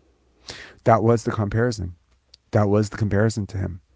Coming into the draft, a lot of scouts thought that it was Bam 2.0. And I think different profile, though. Different physical profile, different, Bam feels like a big. Precious feels like a big wing at times. The way he moves, it's very wing-like. I think he might be more athletic, to be honest. Than Bam? I think so, too. Honestly, I think like the Raptors have a lot of really great athletes. Siakam's a great athlete. Scottie's a great athlete. If some people don't think Scottie's a great athlete, I think they're pretty wrong. But Precious is like on a different level as an athlete. Like I'm not saying he's Shaden Sharp as an athlete, but in a lot of ways, the strength, the coordination, the balance, the fluidity, the hip mobility, his ability to change directions on a whim. Like I'm comfortable with him guarding Dame Lillard. Like as comfortable as I can be with anyone guarding Dame Lillard, unfortunately. Dame's killer. But like I'm probably more comfortable with him with his length guarding Dame Lillard than I am with Fred guarding Dame Lillard. It's crazy to me. Like the reps thing is really important though. Like getting those reps, getting the IQ up, getting his like shot quality up, cleaning up some of the dumb shot selection stuff that he does. If he can do that, that's all it takes, really. Just Nick Nurse to really just give these guys a chance. That's why I like a more developmental coaches. Really, Nick Nurse, I feel like he really just sticks to his guys, the guys he knows. Pascal, Fred. Yeah. So to the point that I was making, and I'm not going to go through the whole list of 1 through 16 today. I just wanted to tease at 16 through 10, and then do the next 5, and then do the next 4, or do the next 5, and then do the next 4 in 3 episodes, so that people have a reason to keep tuning back in, if they don't already. But okay, if you had to cut like you had to lose one guy, and you just you lost him for nothing. You didn't get anything back. You had to lose him. I'm gonna play Precious or with you and just see like where Precious ranks in your pecking order. Okay, bet. Precious or Fred? Fred. So you would lose Fred. Yeah, I'll cut Fred. Okay. Precious or I'll Gary? pack his bags. Drop him to the Gary. airport yourself. Yeah. Okay. Precious or Scottie? God damn, Scottie. Okay. Precious OG. You're thinking about it. You're even thinking about it. That's crazy, right? Because I mean, if OG's worth 3 first rounders, or OG's worth like 2 first rounders and a really good prospect, then Precious is like, I mean, he's won some people over in the last couple of weeks here. Let's leave that. I'm just thinking like, if he can develop that shooting, I see no need for OG, like, because more the merrier, man. Precious. More the merrier. You could always use that type of player, man. Precious is a different type of player. I think Precious has more slashing ability. I think OG could be more pick and pop type of guy. Also has a tighter handle. Like when he's going to the rim, I trust Precious him has a more than creative OG. handle. Yeah, no, I agree. He, like, imagine a 3-4 combo of him and OG. Like that's deadly. Both guys spotting up from the corners, both guys attacking the rim, both guys running in transition, both guys like super switchable defenders. Man, like this is crazy talk. Like this, like there isn't a team in the league that has that has 2 guys like this at the 3-4 that I can think of off the top of my head. Maybe Boston, you know, like if they played Tatum at the 3 and Horford at the 4, or Rob Williams at the 4, then maybe it's something like that. Or Dylan Brooks and Jaren Jackson Jr. if they played the 3-4. Okay, fine, I get it. You know, there are teams out there that have a dominant defensive duo at that. But I just feel like those 2 could clamp up. They can rotate. They can both block shots. They're both really good at the rim. Now you have a point guard like Scottie Barnes who can also do a lot of that stuff. Vision 6'9" is alive, but it starts with those 3 guys. And I don't want to move any of them, to be honest. Scottie, OG, Precious to me are non-negotiable for me. I understand that Precious, that OG may get moved. But I think what I'm hearing from you is if he's above Fred and he's above Gary, then he's the top 4 player on this team in terms of asset management. It's him, OG, Scottie, Siakam. That's the vision. I think he's above Siakam too. You would cut Siakam. I wouldn't cut him, but like if I had to keep either one, really. I feel you. I get it. Yeah. No, look, I think he's just... Because I'm trying to go in the direction of, just build around the young guys and see what you can get in the draft, So I don't really see a need for someone like Siakam, who's just going to take up space early. I think it's weird though, like you think about too much of a good thing could be a bad thing. How much is one guy holding another guy back? I think about those old Blazers teams where Drazen Petrovic is there and Danny Ainge is there, and Petrovic is so clearly better, but they won't play him, and then they send him to the Nets. I think about the ironically Blazers again with Jermaine O'Neal. He's behind Dale Davis, Rasheed Wallace, Arvydas Sabonis. Who else? Brian Grant. He's behind all these dudes. They trade him to Indiana, and he blossoms into an all-star. And he's probably, I could argue, Jermaine O'Neal had a way better career than most of those guys. He had a better career than Dale Davis, that's for sure, and he had a better career than Brian Grant. So why did the Blazers let him go? They didn't know what they had, maybe. The Raptors know what they have, I think, in Christian Coloco and Precious Achiuwa and, these young prospects, because they've given them time. They've given them burn. They've allowed them to develop a little bit. I see a very bright future with these guys. I feel comfortable betting 20 and 10 on Precious ever since he's been in the starting lineup. Like, that's crazy. For a 21-year-old, man, I just can't wait. He's not 21. He's 23. He's 23. 23? Yeah. Okay. I can't wait to see what he develops into. Like, you know what? I can't either, because you know what? This is a guy that, like, when you see him, you're like, this guy has the dog. Like, he has it. He has that killer mentality. He doesn't have it in terms of like a special gift for the game, vision, and all that stuff. But he has that I'm gonna kill you type of vibe. I'm here to embarrass you. That killer mentality that I don't think that a lot of guys on this team have. Scottie has it too.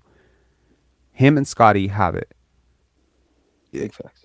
And it's a very important thing because that mentality carries you through the bright lights. That mentality is what makes you tough in the playoffs and makes sure you don't welt and you don't struggle on the national stage like a lot of guys do. So I think mental toughness in your leaders, in your core guys is super important. I think two-way. What I'm watching tonight with the Portland Trailblazers is a roster construction hell. Jeremy Grant's all right, of course, defensively. I think he's a little bit overrated defensively, if you want my honest opinion. But, okay, Drew Eubanks is all right defensively. But how are you supposed to build on a backcourt defensively of Simons and Dame Lillard? You can't.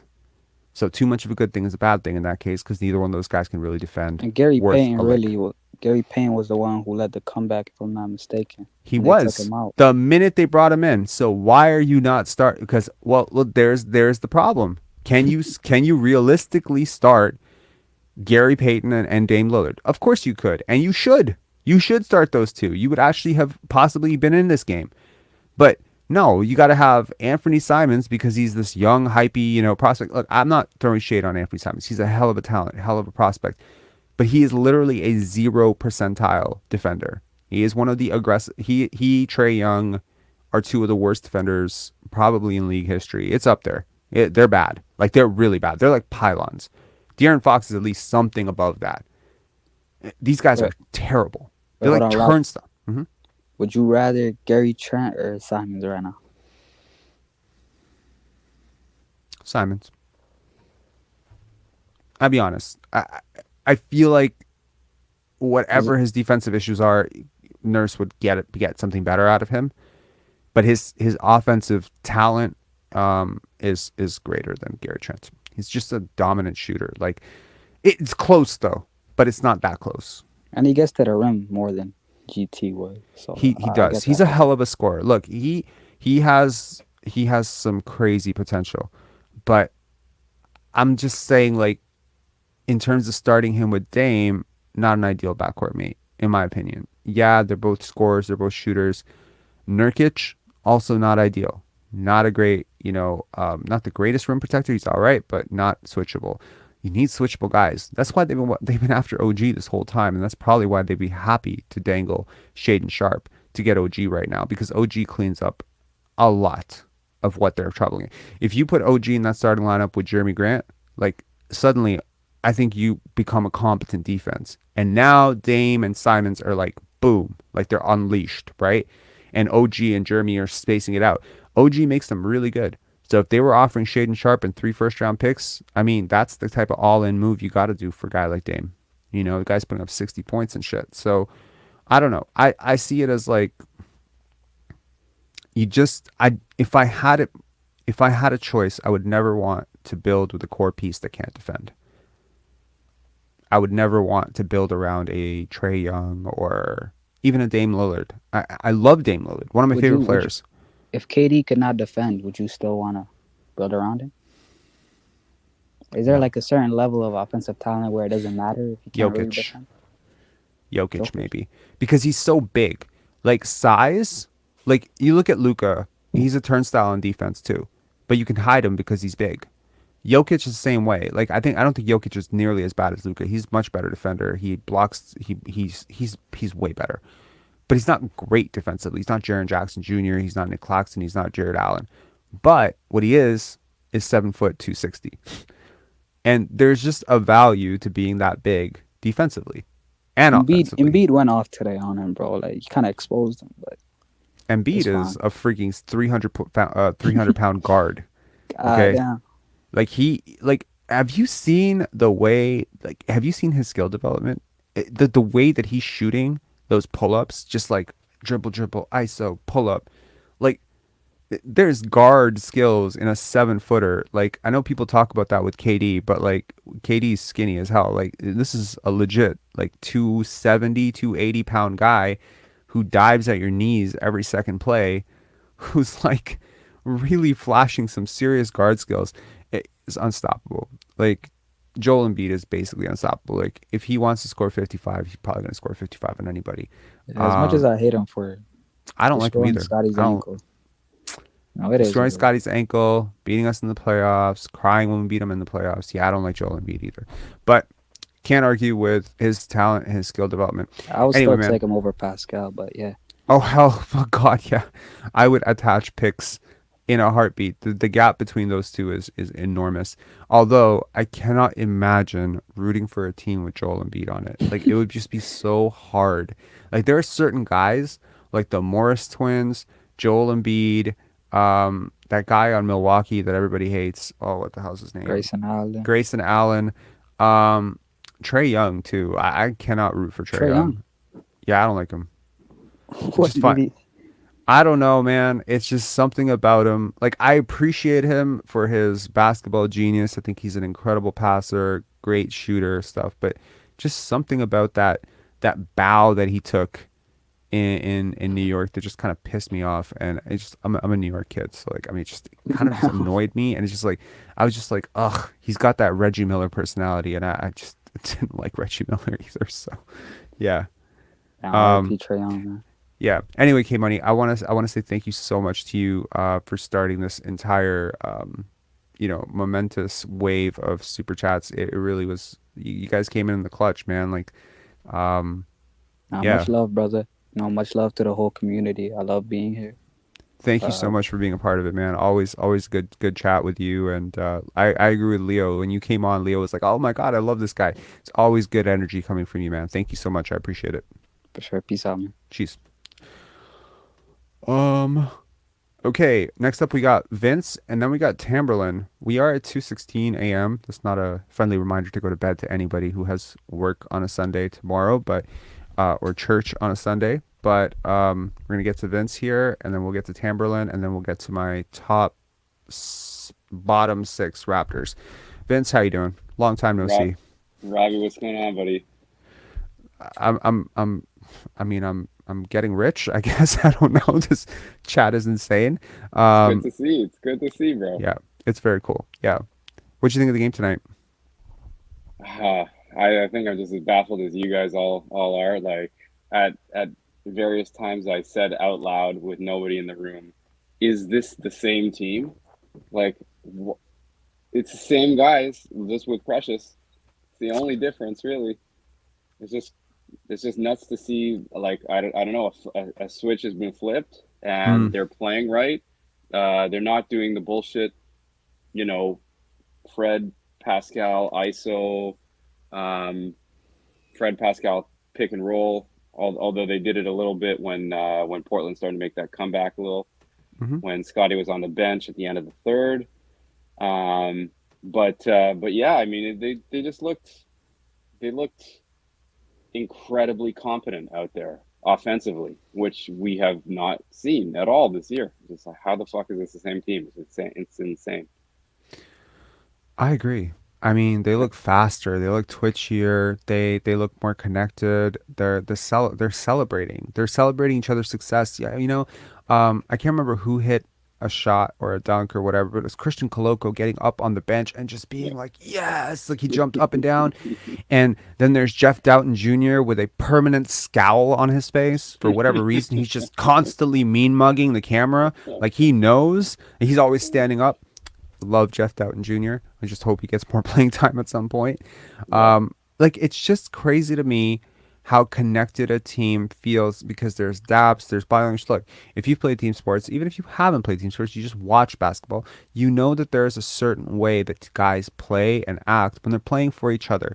I didn't see a single, now, don't get me wrong, there's still passes that are being missed, passes that are being thrown wrong, passes being thrown late. I mentioned earlier that Pascal Siakam threw the ball at Precious Achiuwa's feet twice. Sure. And not he also once. He also missed a wide open Trent toward the end of the game there. Yes, he did. Yeah. And not once did I see this, right? Which was common. October, November, December. That was happening every game, 5 times a game from all different people. Yeah. And for me, going back and breaking down the film, I would be like watching OG Anunoby with his arms up, while Scottie Barnes has his arms up, at OG having his arms up, like, get back on defense. And OG's like, but where's the ball? Right. It was crazy. And my hypothesis on this would be that somebody said something that needed to be said. Maybe it was an apology. Maybe it was a clarification. Maybe it was confession. But I think somebody cleared the air on something that had been hanging like a dark cloud over this team. Right.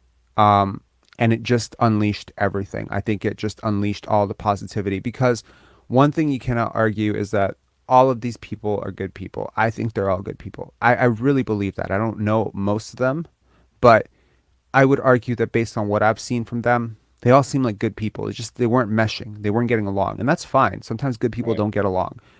But now it just like Thaddeus Young, like look at him, you know, look at the stories he posts about his wife and his kids and all the work that he does with his kids. He's not a good dude. He's a great dude, right? Sure. Scottie's not a good dude. Like, look at his, you know, story. Look at Pascal's story. Like, these are all good dudes. The Raptors don't bring in knuckleheads, right? So you have all these good dudes, and you just have to put them in a position where they're all like sort of tapping and unlocking at the same time, and they're all focused on the same thing. And yeah, I'm still seeing a little bit of selfishness, and I'm still seeing a little bit of iso ball, hero ball. I definitely saw it last game. Assists are not where I want them to be, of course, you know, and this could all be fool's gold. You know, Coach Mo could be right. This is Portland. And, you know, Sacramento is Sacramento. Sacramento has blown some pretty stupid games. You didn't, 2 games does not a season make. You know, we are still comfortably under 500. There's still absolutely no chance in hell that we are anywhere near where we were last year at this time. But they even looked okay against Golden State. Like, they at least seemed competent. They lost the game because Golden State's amazing, but they still looked They gave better. up 90% at the they gave up 90% at the rim. 90%. I don't know, to man. a team with a whole bunch of shooters like Steph Curry, Dante DiVincenzo, like Draymond Green. Did Andrew Wiggins play that game? He didn't, right? Or did Jordan Poole play that game? Yeah. Okay. Right. Okay. So Wiggins not playing, like, that's a huge out for them. They had to overplay Kuminga. And I just think, like, it's hard to say because the teams don't seem similar. The team I saw last night, the team I saw tonight, is not the same team.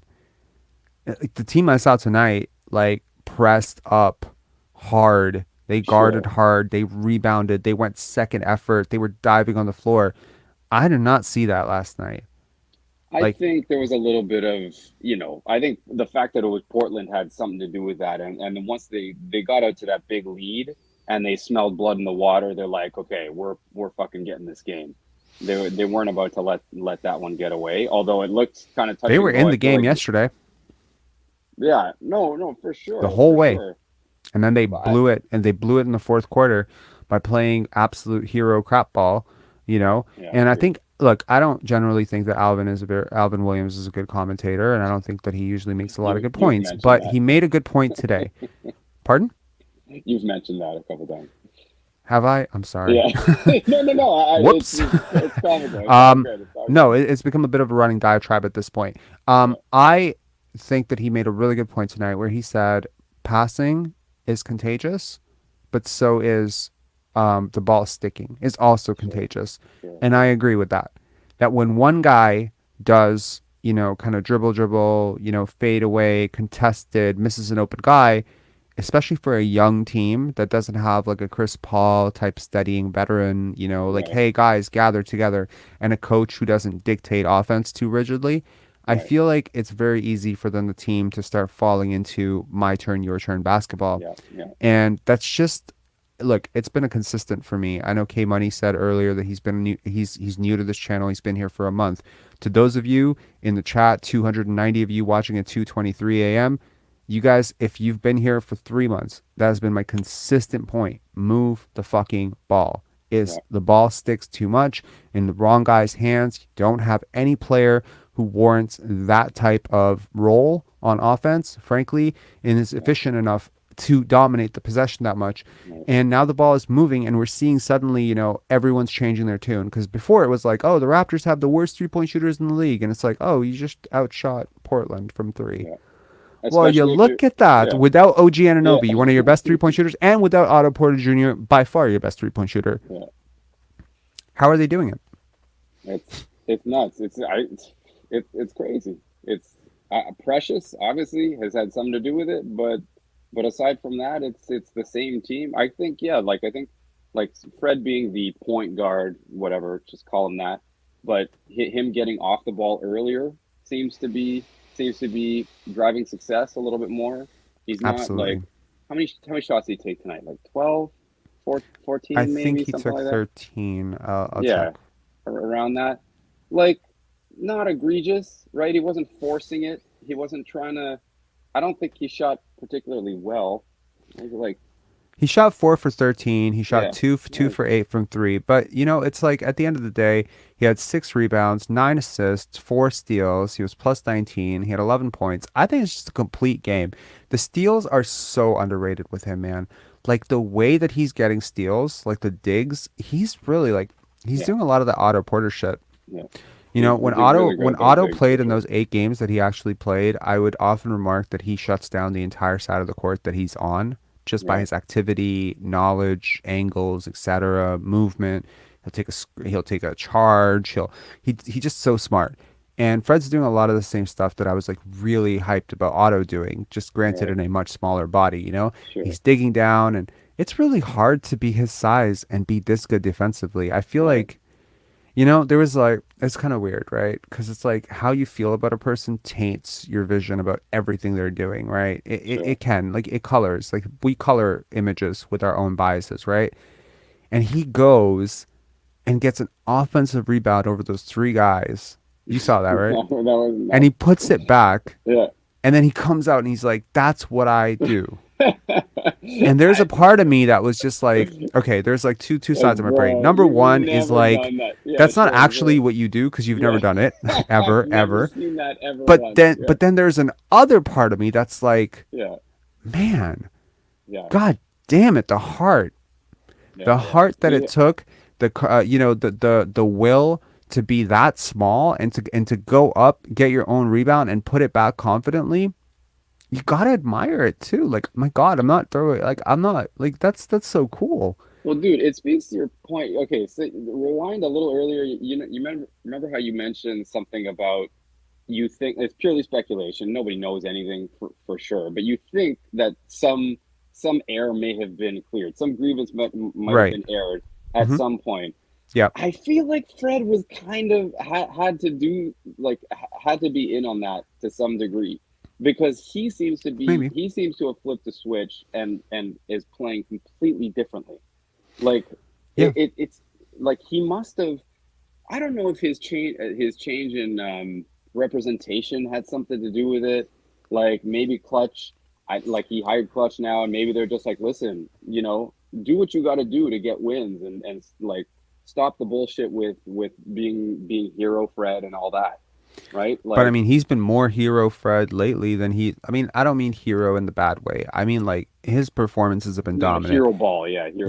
I mean, there was a quote from Samson Folk over at Raptors Republic a couple of days ago or yesterday where he said, the last 5 games of Fred haven't just been good for like Fred.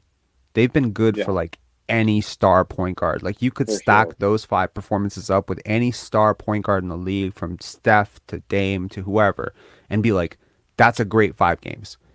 Yeah. And that's crazy to say based on where he was to where he is. I talked a lot about Scottie's ascent.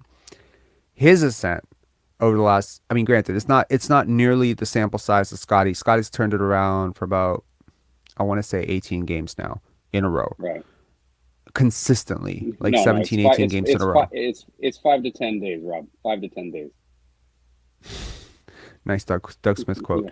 Yeah.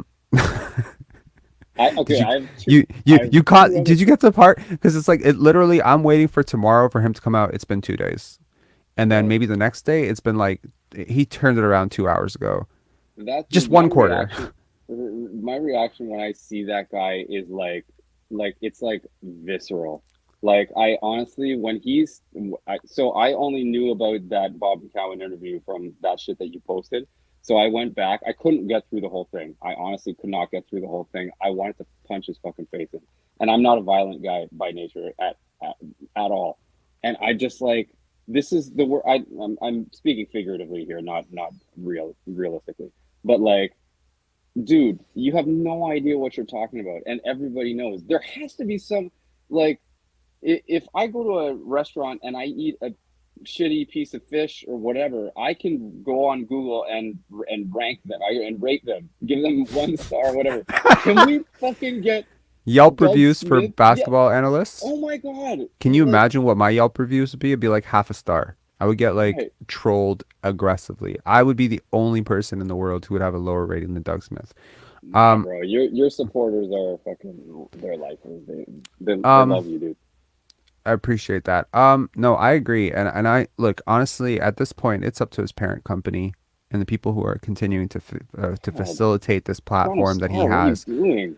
Dude, I will guarantee Toronto Star, if any person from the Toronto Star, MLSC, anyone who can even control this at all, just Star Media, post, like whatever.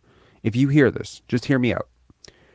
If you go to the top of a building and throw a piece of paper off that building and give this job to the person who finds that piece of paper, I will guarantee you that there's a very good chance that person is better than Doug Smith. And by very good chance, I mean like an 8 to 1 shot that person is better than Doug Smith at covering basketball. Awful. Because at least awful. they would actually, I mean, hopefully they'd be like, humble enough to realize like, that person's changed, or like not invent shit, not invent connections that they have. Like he's egregiously bad. Like he is up there. Like I've had issues with Skip Bayless. I don't like Skip Bayless very much. Like some of the stuff that he does. Stephen A. Smith, some of the stuff that he's done. I think like a lot of the stuff that Kwame Brown kind of pointed out just really started to like hone my attention in on how they address certain situations. Jalen Rose came to his defense famously. Jalen Rose as well, like that undressing. It was a public undressing when he called him out for calling Chris Bosh Spice. Yeah, right. Remember that? Like he just said he's... I was thinking about the Kwame Brown thing. Like Jalen Rose came out and said, how do you think Kwame Brown feels like when he hears you call him Kwame? Like he actually came to his defense. No, he does, but he also like in the same vein he came to Slava Medvedenko. He's like, why do you say it like that? And like he's like, why do you say Kwame Brown? Why do you call it Bosh Spice? And it's just it's very disrespectful. And like through all of the quote unquote Fred VanVleet slander, what you've never heard me say is Fred Van Brick. Never said it. Sure. Because it's a person's last name. There's like an amount of respect that you have to have for someone who's made it to this level of basketball, man. I tried out for a G League team once. I don't know if I've ever shared that story, but I tried out for a G League team once, the Erie Bayhawks, and I was doing pretty okay. I got to be honest. Like I was wetting shots. The coaches were looking at me like, oh, this guy can really shoot. And then we got into a scrimmage. Man, I got pinned. First play, I got pinned on the backboard. I thought I was flying in the air. And I was just like, there's this guy. And it's just like the size, like when you try to level up from like, it's insane. And so like what he's able to do, like if Fred VanVleet played me 1 to 100, like up to 100, I think I might score 2 points. Right. Like and we're pretty much the same size. Of course. Like he's so good, like relative to like guys his size.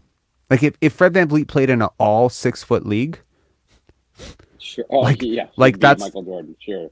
Yeah, basically. Yeah. Right. Like he'd be bodying dudes, like putting up and unders. You wouldn't be able to block him. Like if the cap for the league that he played in, if he had the same physical advantages, like I've often thought about this hypothetical 6'6" Fred VanVleet, and I've thought about him. Like, would he be one of the top 10 players in the NBA? Sure. Very easily.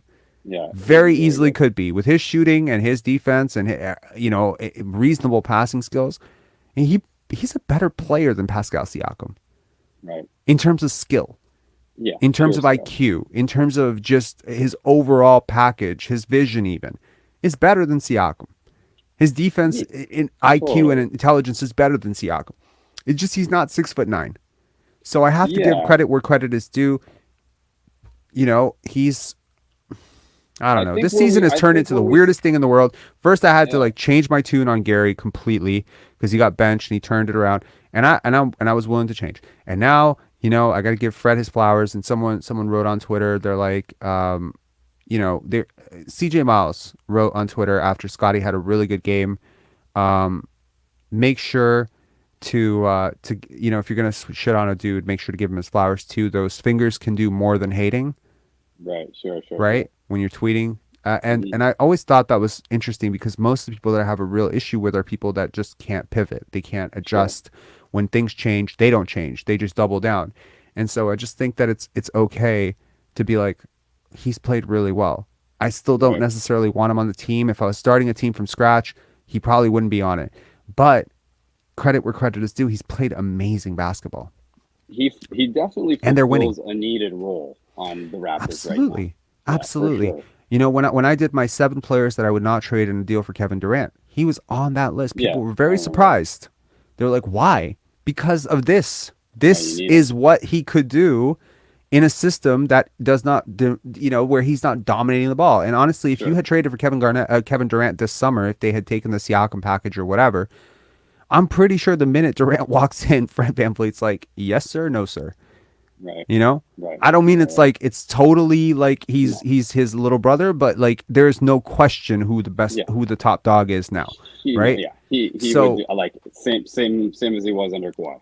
Exactly. And it's like once you have that guy, everyone falls into place. As long as that guy's cool, everything's cool. Yeah. Kyle's like place in this team was never questioned. He was the guy.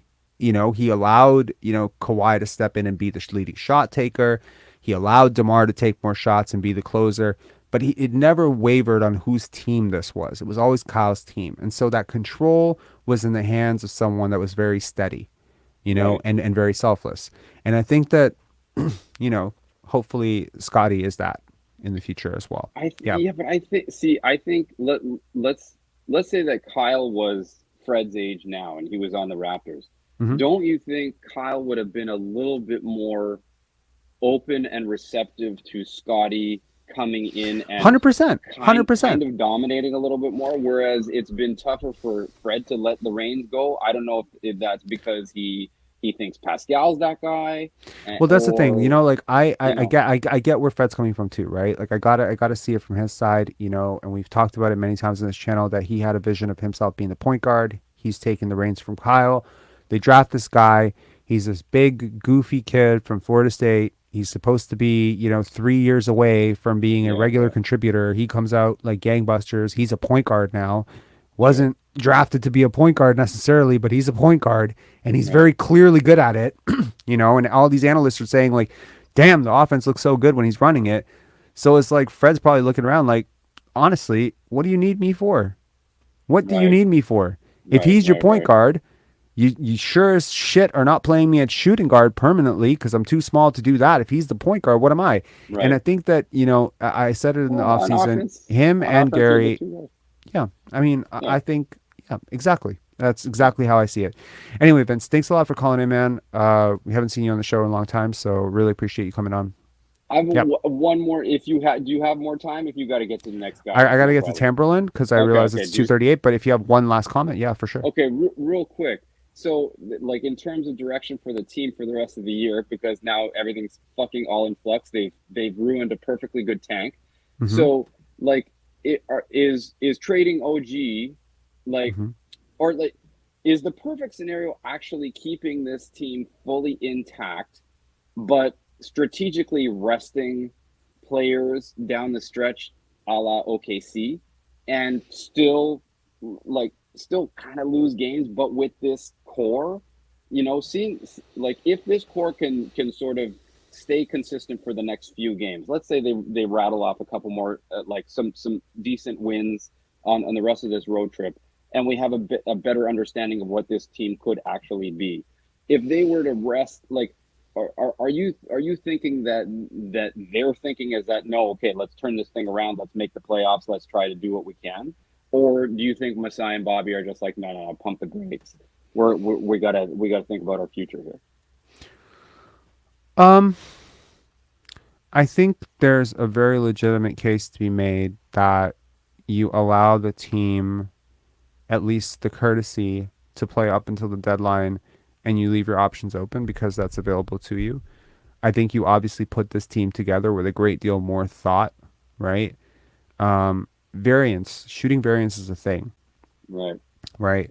The Raptors have been in a lot of games. So the win-loss record is not necessarily always going to be indicative of how good or bad a team is. Like, consider a team that consistently loses games by 7 or 8 points versus a team that consistently loses by 1 or 2. Right. Yeah, in theory, the sports psychologist or the armchair psychologist is going to be like, oh, that team sucks because they're not clutch, they don't have a closer, blah, blah, blah, blah, blah. But a rational mind, which Bobby Webster and Masai Ujiri certainly can be and have been, would say, that's just 1 more 3 a game and you win. Right. The gap between winning and losing in the NBA is not big. It's usually measured on the inches, and so they could look at this as we don't want, like I mentioned it earlier, the hypothetical terrible idea of potentially trading Scottie Barnes or something like that. It'd be like shutting a party down at 6 p.m. like the greatest party on earth at 6 p.m. Yeah. And so I think this might be like shutting the greatest party, a great party down at 10 p.m. In the sense that what if you actually have found something here with Gary, OG, Scottie, Precious, with Fred, Pascal being just old enough and just young enough to still fit on this timeline. What if? It's a big what if, but none of these guys are falling off a cliff tomorrow.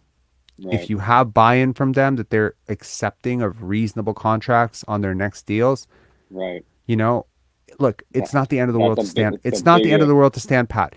What would have been the end of the world to stand pat is if Scottie and Precious had continued to struggle. They were continuing to be frozen out of the offense. They weren't being involved. They weren't developing. It changes everything because now you're basically going to the playoffs to audition Fred and Pascal for new contracts. But now it's different because you have a 21-year-old, and I will say this: the brain develops so differently in the formative stages of life, like between the years of 0 and 7. But there are peaks and valleys in terms of aggressive growth in the brain, and one of those peaks and valleys, in my experience and what I've heard, is between the ages of 18 and 25, where so many things are just starting to settle. Being able to give a young core that desperately needs those reps in those positions a chance to have a 7-game series against a really tough opponent, even like a Milwaukee, you never know what that could lead to. Now, it's different. Like, last year it's like, okay, well, what did we really get from the Philly series? You know what I mean? But we don't know what we got. We don't know what we got. We don't know what Scottie learned. Scottie wasn't healthy. That's the other thing. If Scottie was healthy, I feel like that's a different series. So it's just, I think there's a version of this where you have a really competitive first round series and maybe you push to 6 games and now you have a really great sample of what you need and don't need in the off season, who guys are not. I think data is the most expensive thing on earth in a lot of ways. Information is, like, we're in the information age, right? And having that type of intel and information about who Precious Achiuwa is, like, we know who Precious Achiuwa is as like the 7th guy or the 8th guy off a bench, because that's what he was last year. He was behind Thad, he was behind Boucher in the rotation. He wasn't a regular starter, right? But what would he be as a starting center against a Joel Embiid? And if he gets exposed in the playoffs against a Joel Embiid, well, now you absolutely know that you need a starting center next year. That's not him. I think there's a lot to be gained from it. I'm just in a perfectly chill position as a fan right now because there's absolutely no way that this can go terribly. Number one, I don't think with this current team you could ever be bad enough to get Wembanyama. So that dream is kind of dead. I think we all just need to mourn on that and just kind of be like, okay, unless the lottery gods really strike us. Unless there's an injury. unless there's an injury, unless there's an You need injury. too many injuries for this to work. There's no way Scottie Barnes or Pascal Siakam or Fred VanVleet are going to allow you to lose. Like, you'd have to rest everybody against Houston. You have games against Houston, Charlotte, Detroit coming up. It's just too many bad teams left, too easy a schedule to realistically lose even like you're winning at minimum 15 more games. Where does that place you? In the high 30s, mid 30s, high 30s. So, yeah, you'll be a play-in team. This will be a play-in team or a low-level playoff team. Or if they tank, they'll be like 11th. Right. Or 12th. But 13, 14, 15 in the East is just, you're not going to beat these teams to the bottom. They're so bad. They're so young. They are shamelessly going to tank. And I don't think I mean, imagine you do all of that. Now, I know aggressively, like as a math guy, it would be really crazy for me to say this, but imagine you do all of that. You end up at third, and then you get moved down to the 5th pick. And you took all that losing. Losing is contagious too. Right. There's a residue of losing. You put Scottie Barnes through that losing, like that's going to impact his mental health. It's like you have so many guys who care about winning on this team, and also like you're impacting guys' contracts. You can't ask Siakam. It's just a very complicated situation that's so nuanced. If you're tanking, you need to trade like 3 guys. Right. You can't just trade one guy and expect to tank because the other guys are not going to be not going to be for it. So that's just where I'm at. Anyways, thanks Vince for calling in. Have a good night, man. All right, appreciate you. Man. See you soon. Thanks. Okay, final caller, Tamberlyn. Hey, thanks for waiting. How are you? I'm good. How are you? I'm good.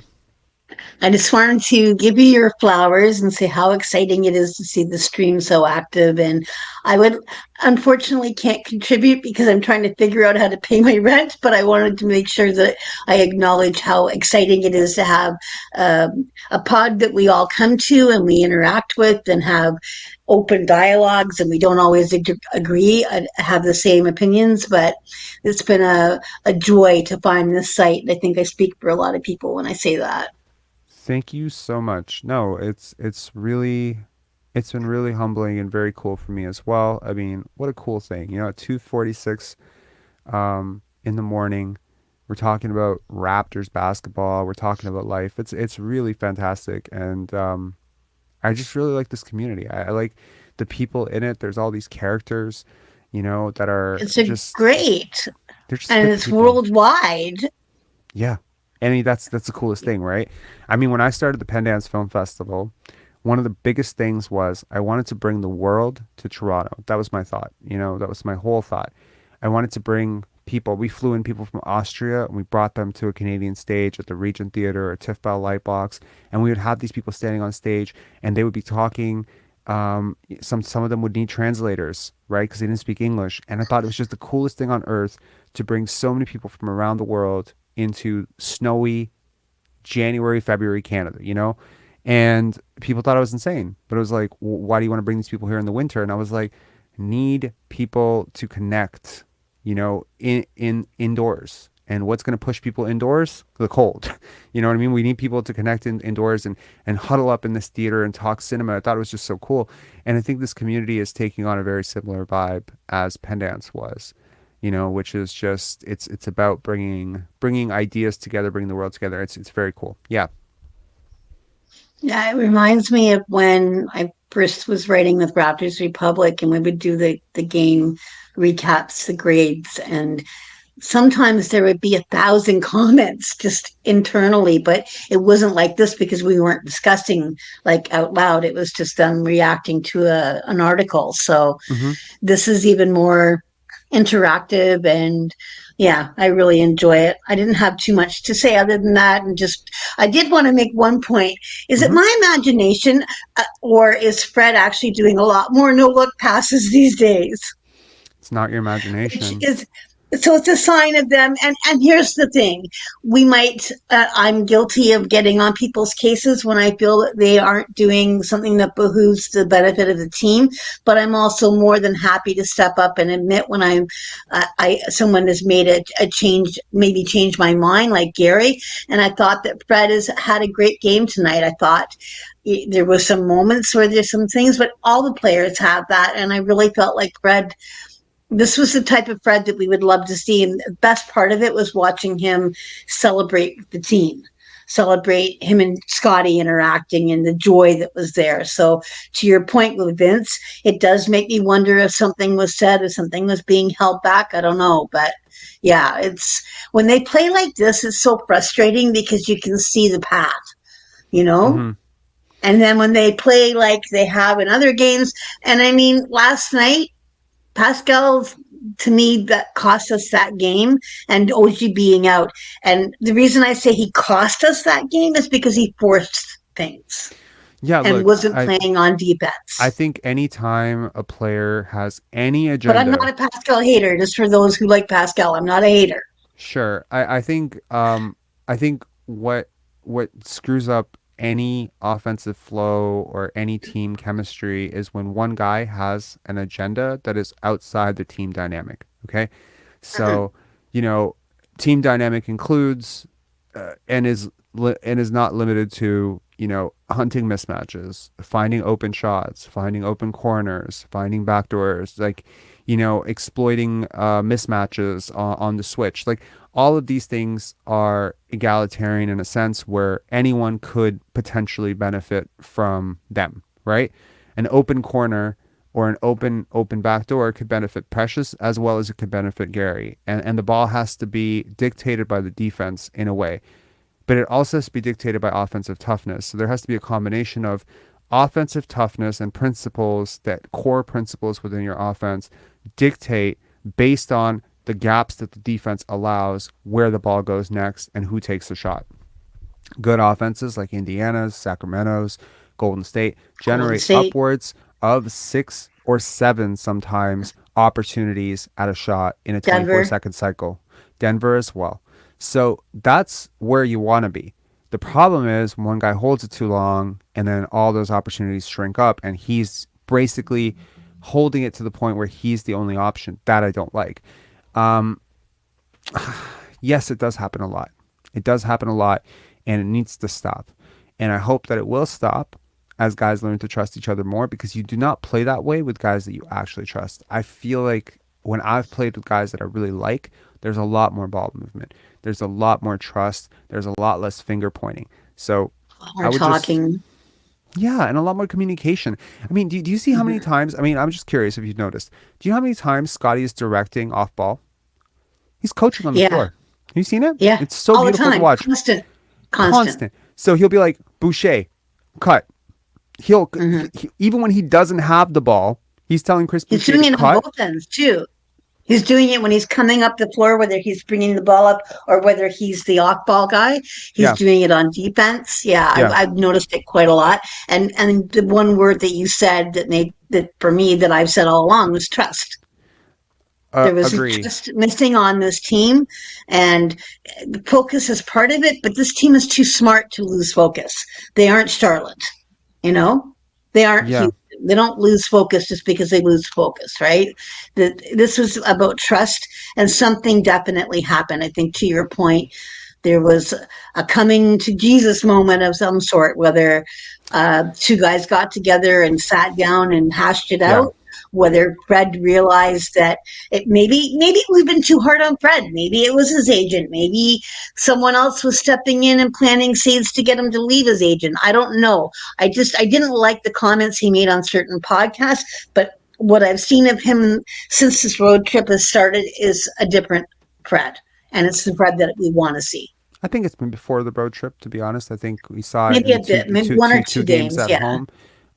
He's been consistently better. I don't want to pull a page out of the Doug Smith handbook of minimizing the impact by saying it's less than it has been. It's been like the last 7 games. I'm not saying they're all perfect games. I'm not saying I liked all 7 games, but he's been way better for about 7 or 8 games now. And whatever it is, man, I think I mentioned in the last stream, I think it's just him being himself. I think it's him thinking a lot less, pressing a lot less, and he's a better player. Everyone's a better player when they're not pressing.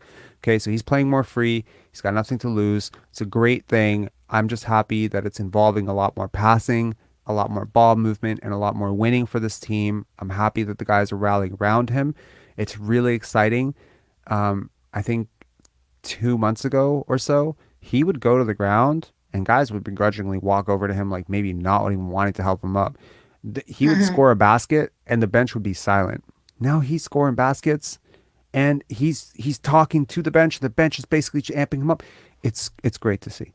Honestly. So you think it was Fred that said something? I don't know who cleared the air. I'm not there. But I know that No, I'm just asking your gut. My gut is that his relationship with every single person on this team is better today than it was a week ago. And it was better a week ago than it was 2 weeks ago. So whatever was done, whatever was said, whatever, it is translating to on the court. 100%. It is so freaking obvious. And, acceptance. I think it's an acceptance of an understanding that this is happening, whether you like it or not. This Scottie Barnes guy is really fucking good and he's going to deliver it consistently if you're going to let him. And it's like a pact and neither guy has broken the pact yet. They are not freezing him out on offense anywhere near the amount they were last year. Last year, you would see me, I was having an aneurysm watching my television as Scottie Barnes would seal, a fucking 6-foot guard in the post and wouldn't get the ball from Fred or Pascal. And I would just be like, are you kidding me? Like that's 2 points. You're robbing your team of 2 points. Or he'd be wide open under the basket and they wouldn't find him. Now they're not looking him off anymore. And that's all I was asking for. So strange. I don't understand how people that claim to be all about team will go out of their way to break that team. Well, it's so interesting how we see things differently from different times and perspectives and different vantage points. I'll leave this conversation because I do want to close this chat up and I know people need to get to sleep. So I'll leave this with a final question to you. Is it possible? I'm just saying, is it possible? Or would you think it likely or would you say it's likely, possible or improbable or impossible that 20 years from now, when we look back on Scottie Barnes' career and whatever it became, provided it became something really great, that he may say that having to fight for my place in this offense, having nothing given to me, being consistently challenged, whether it was right, wrong, whether people lied about me, that early adversity made me a better player. Of course. Adversity always makes you better. Okay. That's an easy answer. But you're asking if this specific moment. I don't think, but by the way, I don't think adversity always, I think that's a misnomer because I don't think that adversity always makes you better. I think there are a lot of guys who literally crumble under adversity. I think adversity shatters a lot of people. Yeah, I've grown up with a lot of adversity, so maybe I'm not the right person to ask because you're the perfect person to ask. From the time I was 3 years old was what doesn't kill you makes you stronger. So okay, that's how I approach life. Sure, whatever I have to do to keep going. But there are a lot of people out there where they're asked to go from being the man in college to being a role player, and they're not having it, and they're out of the league in 2 weeks. Or they're asked to go down to the G League for a stint, and Pascal Siakam or Fred VanVleet or somebody said it. They said people who go down to the G League complain about the G League never come back up. They basically they're talking about G League like it's hell, and it's not. But I get their sentiment too. Pride. Like we grind it, you grind, right? How much more would pride. they? Right, and I mean, look, in fairness, let's be real. The Toronto Raptors were the only team, I believe, in NBA history that won a championship without a top 10 pick on their roster. There's not one player in that championship core who was a hypey top 5 pick, destined to be great, handed everything none of them were. And that's why it worked, right? It's like, that's why communism works in some places. Nobody has more than anyone else, right? For some people, obviously we can, I don't agree with communism, obviously, but don't accuse me of that. But it's the theory of, leveling the playing field. Everyone had to grind to get here. Marc Gasol was a second-round pick. Kawhi Leonard had to be a fifth option before he got to be a third option. He had to be a third option before he got to be a second option, then a first option. He had to grind, right? All those guys traded meshed. for Georgie Hill. Right. So when is the last time that the Toronto Raptors had one of those top 5 guys? Chris Bosh, right? Bosh, yeah. Bosh. Before that, Carter. I see your It goes point. from Bosh, it goes from Carter to Bosh to Barnes. That's it. DeMar was barely, like, he was a lottery guy, but he was like, he wasn't handed the keys to the franchise on day one. We had lottery picks. We had Pirtle. He was ninth. He wasn't a generational talent, though. He was a piece. By no means. And just going top 10 does not immediately make you a, like, what I consider like a top 5 franchise all-time talent. And there are some guys picked 5th in a really bad draft that were like kind of reaches. Like Isaac Okoro is not like Isaac Okoro's name does not carry the same weight as a Darius Garland, even though Darius Garland went further behind. You know what I mean? Darius Garland was a very hype prospect. He was like expected to be really great, right? De'Aaron Fox, guys like that, Jason Tatum, blue blood, you know, like that whole idea of basketball pedigree, bloodlines, whatever you want to call it, diaper dandies. There was so much resentment towards Kobe Bryant because there was a notion that the Lakers had given up too much to get him from the LA media. Then there was an entire notion that he was an entitled little brat because he was the son of an NBA player. And I believe... And he came out of high school. So that's a triple whammy. And he didn't listen. He didn't listen. He was his own dude. He didn't respect anybody. I'm not saying he didn't respect anybody. Up air balls in playoffs. He was super confident. That guy took so much shit from the veterans on his team. And I'm so sad that he's passed away because I'm sure that there was 20 podcasts that he could have done expressing like his regrets and his memories of that early time being 17, 18-year-old in the NBA. Scottie in a lot of ways the same way. I'm not saying he's Kobe. I'm just saying in the same vein, that dynamic must exist where he is coming in and being given opportunities that they believe he has not earned. He is the golden, you know, they addressed him. What did they call him? The golden child, right? Now here's the interesting thing. Now he goes through his trials and tribulations. He goes through being slandered by the media. And suddenly all these guys who had to be doubted can now relate to him. This is massively psychoanalyzing. And I apologize to anyone who's just like, shut up, you crack, so true, though. They build them up. They tear them down to build them up too, right? But I mean, think about it. If you were a guy who didn't get drafted, how much more comfortable are you relating to a guy who plays in your position when that guy has become public enemy number one, slandered by the fans, slandered by the media? He's basically getting trashed by like international people. People are calling out his work ethic, and you're watching this guy struggle. And it's like, do you relate to him now a little bit more? He being doubted, or you know what I mean? Like people, it's taken me a long time to understand that people don't always gravitate towards the best idea. It's just the truth. They don't, right? There are a lot of people in this world that need to, they just need things cut up in bite-sized pieces for themselves. So at the end of the day, I just think that I think the dynamic feels better on this team, right? I think Scotty's a big part of their success right now. And I love that. And I do think that Scottie will look at this as a turning point for him. Yes. And Alistair, yes, Andrea was the number one pick, but at the time Bosh was here and considered the main guy. But absolutely. Andrea was born 10 years too early. Yeah. Yeah, I agree. I agree. He was. His game definitely fits better in today's NBA.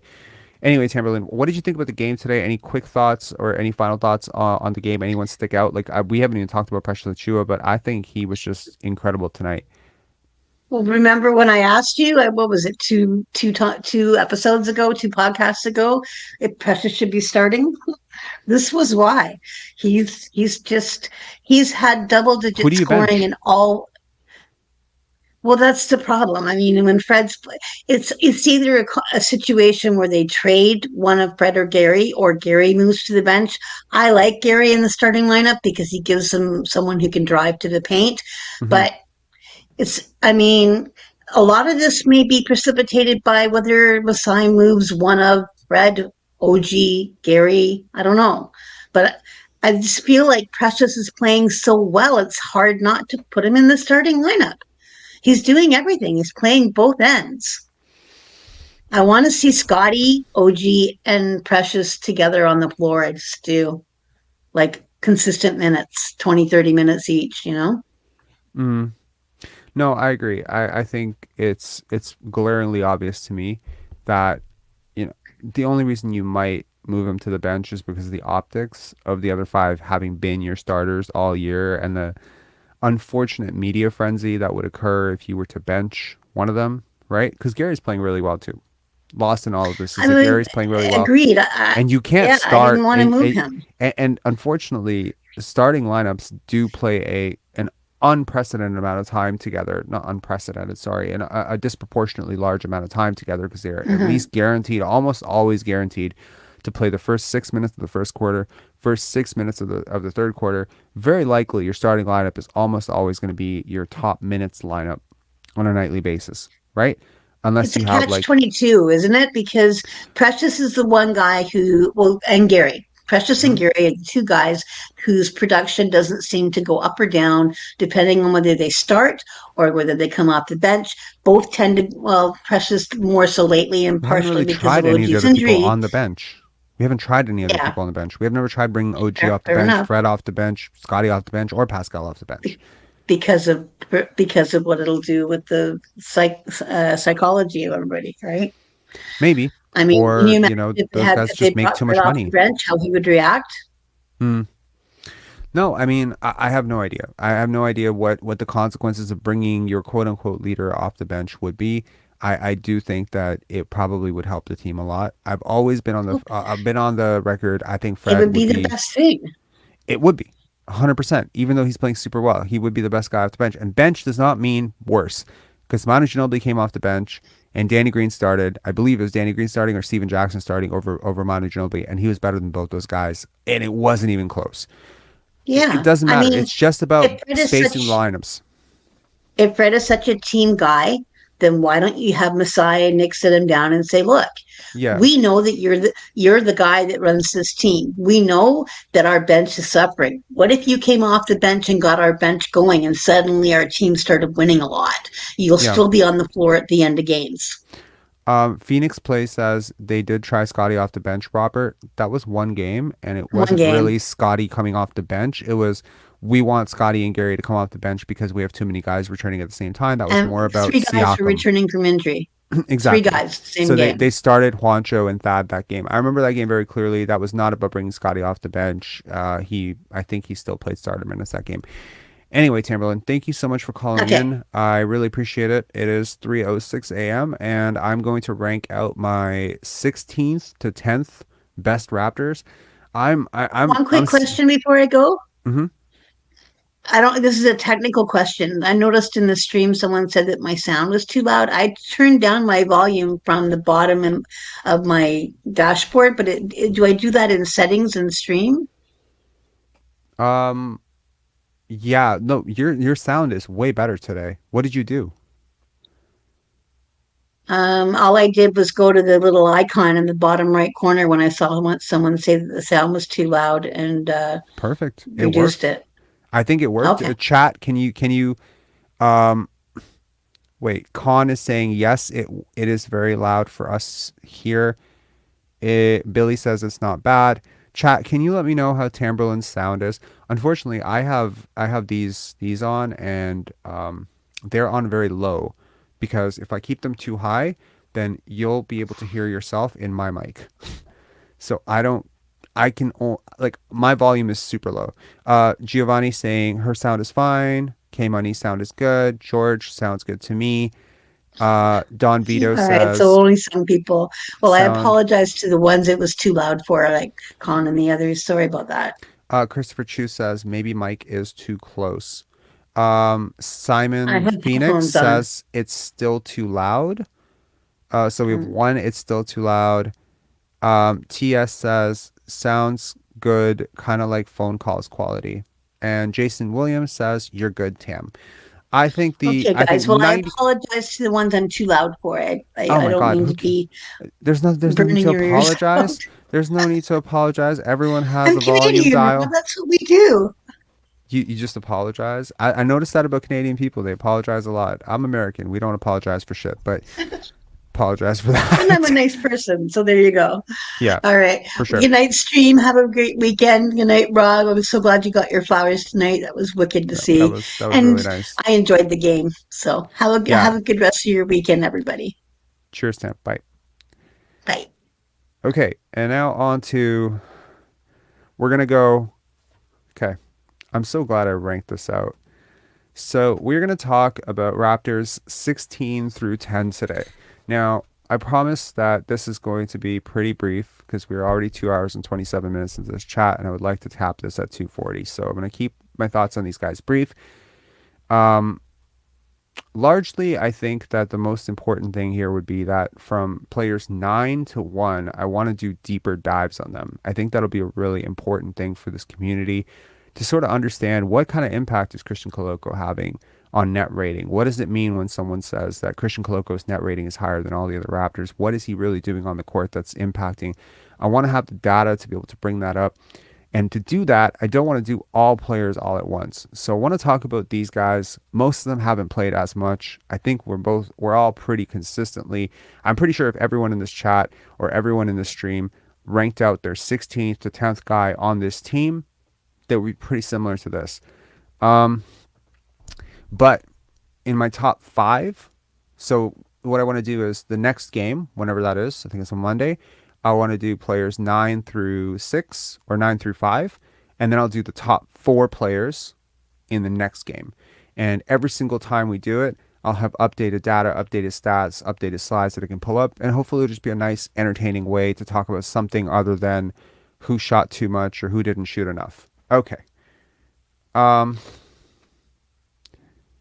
Who's saying? Okay, cool. All right. Let's start at number 16, which is Ron Harper Jr. We haven't seen a lot from him at the NBA level, but we have seen a lot from him so far at the G League level. And from what I have seen, I like it. I get his place on the team. I understand why he is on this team. I think he has a very unique and interesting physical profile as an NBA player. He's always reminded me a little bit of Grant Williams. It might be too dangerously close to the whole comp of like guys who look alike physically, but guys with this physical profile do present a very interesting challenge for offensive players, because his potential as a two-way player kind of hangs out at the end of your bench. Personally, I prefer Justin Champagnie to a lot of the guys that I'm about to list here. The fact that they cut him firmly places Ron Harper Jr. at 16. I can't really see the chat while I'm pulling up these slides. So, if you have some thoughts about Ron Harper Jr., I can definitely answer them towards the end of this, but please do save it if you have any specific questions about what I'm saying right now. Moving on to number 15, Khem Birch, the Tampa signing. Khem is a mixed bag, right? There's been health concerns. He's a screener. He used to be able to shoot. He can still sort of shoot, doesn't shoot that much. There's a little cloud or veil of secrecy when your team is struggling as hard as it is and you can't crack the rotation. I think it was a mistake to sign him. I've always felt that way, and it's not shade on Khem Birch. I just think that guys like this are available every single year. That if you're asking me if Reggie Perry right now, who plays for the Raptors 905, could have as big an impact as Khem Birch on 1/7 or 1/8 the salary, I would say yes. I just think it's kind of a waste of money. It's a waste of a contract. It's a waste of a roster spot for a guy who doesn't play that much. And if I'm going to waste, like from a team building philosophy perspective, if I was to waste a spot like this on a guy who wasn't going to play very much and it was just kind of like spot minutes, if I need some rebounds, I want to bring that guy in, I would bring in a guy with like some serious resume and pedigree. Like I'd bring Rasheed Wallace out of retirement or something. Like I would bring like a not a Udonis Haslam, like someone who's actually done some shit in the league, if you know what I mean, right? Like a Dwight Howard or DeMarcus Cousins. I don't want to say those guys specifically, but in that vein of guys who've been career starters who can pass some stuff on, because like there's that story about Christian Coloco and Steven Adams being like, oh, this is how you do this and this is how you get away with that, and that kind of veteran knowledge. Like actually a good example would be Serge Ibaka, right? He's been a starter on a championship. He's been on 2 finals teams. He's been a starter. He's been a DPOY candidate. I mean, that's a guy that you could actually bring into your locker room in place of Khem Birch. And I guarantee you he's like as good, if not better than Khem Birch right now. So I just don't understand this roster move. And the only reason that he's behind Ron Harper Jr. is I think that it would just be disrespectful to put Ron Harper Jr. ahead of him. But I wouldn't care if we traded him for a second round pick at this point. Number 14, surprise, surprise, Malachi Flynn. For a lot of the season, I think he was one of your only consistent 3-point shooters. He had a really, really good stretch for a couple of weeks there where he was getting consistent burn, and then he hit another cold shooting stretch, and it wasn't due to Nick Nurse not giving him minutes.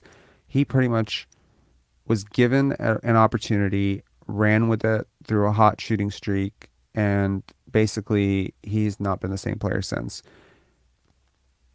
Unlike with Delano Banton, the top end potential is not really that great, right? You go through growing pains with Precious Achiuwa, you go through growing pains with Christian Coloco, you'll go through growing pains with a lot of young players, OG Anunoby, Pascal Siakam. You've gone through growing pains with a lot of these guys, but largely you do it because the upside is just so big. With Malachi, I feel like the upside for him is not as great as the upside for a guy like Delano Banton hitting on his swing skills. So I would just place, the other 2 guards ahead of him. I just think that they're a little bit better at running the team. It's not that I don't think he's I don't think he's an NBA player. I do think he's an NBA player. I just don't think he's an NBA rotation player right now. And that's kind of the hill I'm going to die on. Moving on to number 13. Speaking of the devil, Delano Banton. Now, I really was encouraged by the minutes that I've seen from Delano Banton, and I don't know if keeping him kind of under wraps is a good way to just sort of, have an inside track on his next contract, because if he does a couple of those games that he put up in Detroit, suddenly, there might be a lot of market interest in grabbing him. I'm not suggesting the Raptors would do something so underhanded, but I am saying that it's sort of weird to see how he just hasn't gotten an opportunity to play despite starting the season having those opportunities. It's just weird. It doesn't feel like his play dictated being permanently glued to the bench. He's not a 2-way guy anymore. He earned that contract. So I'm just not perfectly understanding why, and he's a Canadian guy. There's all that benefit. Seems like a really good guy, and he's in street clothes half the time, or he's in G League. He's been good. His top end potential probably is a little bit higher than Malachi Flynn's. He has switchable, versatility. He's, his shot has come a really long way. I think this year his shot has been better. I've watched a couple of games with him in the G League. He's been good, man. So I think the Raptors have, potentially a backup combo guard, forward, switchable guy to sort of plug in at the end of the rotation, fringe rotation on this Vision 6-9 stuff. I like the way he plays with pace. Here's a fun fact. There's a Raptors Republic writer that I made a bet with that was never paid, by the way, last year. And we made a bet for the first 20 games of their career. And I said Delano Banton, 20 games into their career, would have a better box plus minus, VORP, and win shares per 48. I argued on all 3 than Jalen Suggs. And guess what? He did. So being the 46th overall pick, I guess people don't have the same expectations of him. It's sort of weird to me because if he was the 26th pick or the 20th pick, maybe people would think of him more differently. But I feel like the Raptors have really identified someone that could be an NBA player for 8 to 10 years. And I see skill development in him. I see the work that he's put in, and I like him a lot more than Malachi Flynn. Moving on to number 12, my favorite player on the team. No, I'm kidding. But Jeff Doughton Jr. is he's heady, he's a generalist. He's obviously a vibes guy, right? On the team, he's like really just leading that bench mob in terms of the unit on the bench, just always standing up, always cheering for his team. And when he's on the court, I really think he's pesky. I think he's quick. He's like got this jitterbug kind of quickness and point of attack defense. And I got to be honest, if I didn't know who they were and I watched former lottery pick Davion Mitchell and I watched Jeff Doughton and I watched them go up against each other in a G League competition, or forget G League, if I watched them go up against each other in an NBA competition, I don't think I'd be able to tell you who was the former lottery pick and who was not. So I just like his talent. I like the way he plays. I like that he's unselfish. I hope that he can become a lights out shooter. If you could package everything he does, all the intangible stuff, with Malachi's shot, I think you'd have like your backup point guard. So he does need to improve, but I really like him. Number 11. Now, this is the first guy who's really fallen on my list, and that's Thaddeus Young. He is 11th. I believe, if I remember correctly, in my preseason ranking, I had him number 8. Yes, I had him 8. I had Boucher 9th. And I had Christian Coloco 10. So now Boucher and Christian Coloco, in my opinion, are just a bit ahead of him. And the reason for that being that he does not take threes. And I think that's really killing spacing issues. When he's on the court, he likes to hang out in the dunker spot. But when he's not hanging out in the dunker spot, he's kind of in the post. And he's just not, like, he's a good playmaker. When you're missing Siakam out of the lineup, you're missing Barnes out of the lineup, he can kind of plug in for those guys and be sort of 70, 80% capable in those spots. But the problem is that when he's operating in those spots, he's kind of shutting down the paint for you. And when he's standing in the corner, he's not providing much gravity for you. So at this point, a guy like Danny Green would do 10,000 times more for your offense just based on how he plays than a guy like Thaddeus Young. And so I wouldn't be surprised if they're already having buyer's remorse on this, because he doesn't fit. Like, I understand he's 6'9", but this isn't 1992. You can't just have a guy who's not a dominant scorer, dominant playmaker operating in the places on the court. He's been a really good three-point shooter. I think last year he was like 39% from the corners. He needs to get back to doing that. I think that would really help out the offense whenever he's on the court. He's collected a ton of DMP CDs, and that's definitely not what you want to see from a guy that you just signed to a 2-year contract. So I haven't been, like, I've been up and down on him. There was a part of the season where I was like, oh my God, like when Siakam was out, he was basically, in a lot of games, he was like your second or third best player. Like, and that's not even that long ago. That was like, we're talking weeks at this point, right? But with Siakam back in the lineup, with Barnes, the fit is questionable. I think you need movement shooters. The other part about his game that I think is really popping off the page to me is his lateral quickness at this age. He's 34 years old, which is, he's a year younger than me. That's the craziest part, that I have to acknowledge that Thaddeus Young is a year younger than me, and I still consider myself a young person, and I'm calling him old. But by NBA terms, 34 in his 16th year, I believe he's old by NBA terms. The lateral quickness has fallen a lot. And 2 years ago, there's a funny story about Thaddeus Young. I have a friend who covers the Chicago Bulls. He's a writer for the Chicago Bulls, and we talk all the time. And back when Thaddeus Young and Otto Porter were on the Chicago Bulls, we'd hear a lot of stuff about what Thad was doing and how great a presence he was and all that stuff. And then he had this crazy, Thad's career arc is such a weird thing. Let me pull it up if I can very quickly, because I think it's worth just talking about for a minute, where he basically converted himself into this really, really good player in his 30s. It's a sort of weird thing. People sort of, they kind of like misremember who he was. But let me just show you his analytics profile and just sort of like where his value of a replacement, box plus minus, and all those things were when he was in his younger years. Because I'll tell you, it's one of the weirdest career arcs you're ever going to see. I apologize. Let's pull this up for a sec. Per 100 possessions. Problem is, when you play this many seasons, you have a very small screen. It's very difficult to spot. Sorry, guys. So let's see here.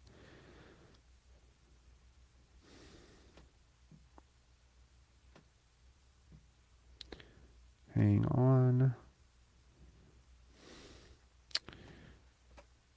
Apologize. One sec. There we go. Pull this up. So you're going to see a peak on value over replacement in his year. So in 2018, 2019. Let me just pull this up for you guys so you can actually, that's not it.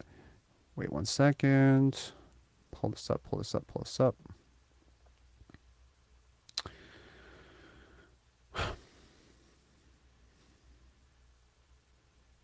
Okay. Here we go.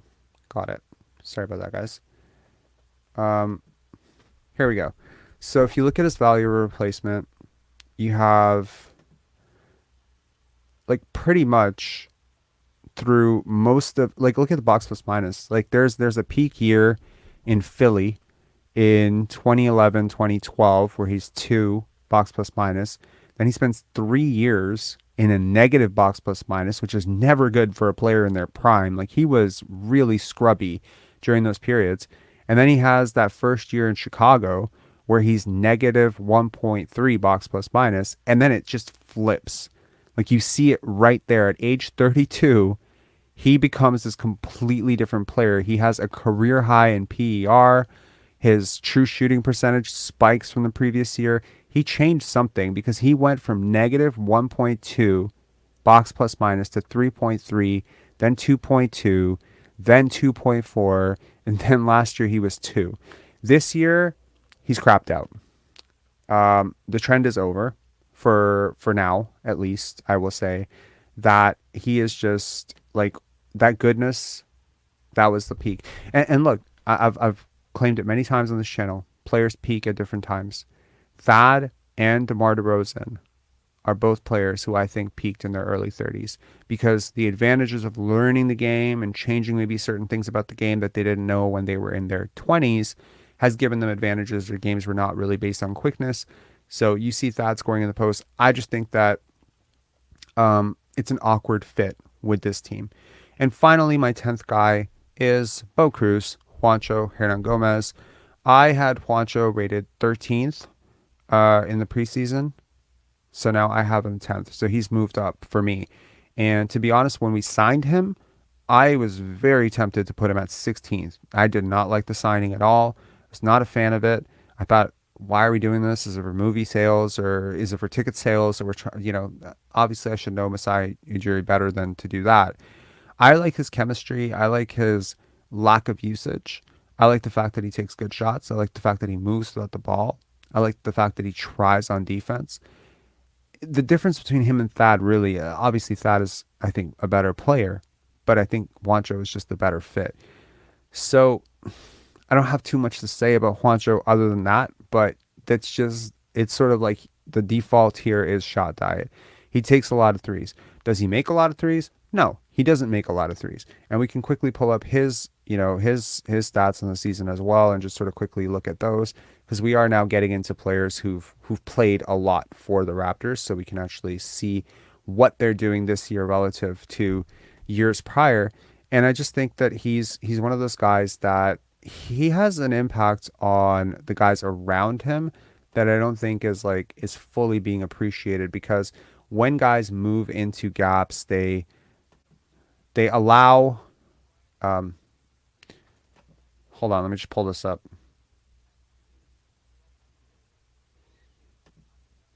I gotta say, pop-ups are by far the most irritating thing. Okay, so here we go. And Basketball Reference is full of pop-ups right now. Okay, so here we go. So yeah, the advanced analytics are going to tell you that he is a worse player than Thaddeus Young because he is aggressively bad in the negative box plus minus. He's negative 3.2. He has not been good at all. But it's just an opinion that his impact, and this again, the opinion is not agreeing with the stats at this point. But, okay, get to this point. Okay, so this is where Juancho's analytics are at. Sorry, I see 118 comments and I'm not able to look at any of them, but that's Juancho's sort of profile. The highlighted one is the previous year that was in Utah, which felt like, he was on the cusp of a career season. And this year he's just been aggressively bad. The true shooting percentage is down, but if you look at previous years, you could argue last year was just an abnormally hot shooting season. 17 games, not a huge sample size. He's already played more than twice as many games this year, almost twice as many minutes, and obviously the sort of a regression to the mean. But what I will say and what I appreciate about him is look at that 9.5 usage. That's the number that I appreciate the most. He hasn't been great. He hasn't shot well. He hasn't defended all that great. I mean, he's a net zero defensive box plus minus. I think that's okay. He's holding water defensively. He's probably individually he's hurting you offensively, but I think that his fit and his lack of, on a team that has so many guys who just demand the ball all the time, to just have a guy who sometimes stands in the corner and takes the shots that are available to him, and just kind of gets out of the way, I think it's good. Obviously, I would have no qualms about trading him in a heartbeat. Like he is so mid, so average as a player at this point, and so probably below average that it would be hard to imagine that there are 10 guys in the G League who could probably give you more than Juancho is giving you right now. But that's kind of where I'm at with the bottom of this roster. Goes without saying, there's nobody on that list. I mean, Jeff Dowtin Jr. is the one guy on that list, and Delano Banton, where I would like to keep them, but I wouldn't be upset if any of those guys are traded. I'm just being honest. Like, there's nobody there that's untouchable for me. There's nobody there that I project to be a future All-Star. There's nobody there that I really want being part of a playoff rotation for a good team that has any shot in hell. So anyway, that's kind of where I'm at. Now I can actually get to some of your comments. I'm just going to go back and quickly skim through if anything just jumps out.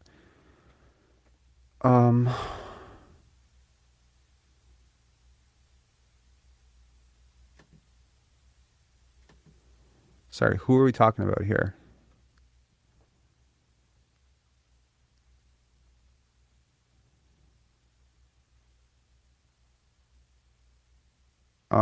Is that like, is it me? I'm not a Raptor fan?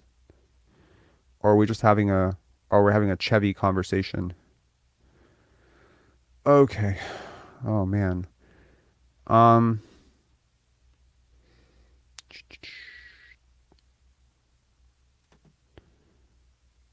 Sorry, you guys are having your own debate. Jay Ships, Bo Cruz is a filler and he did his job in my opinion. I agree.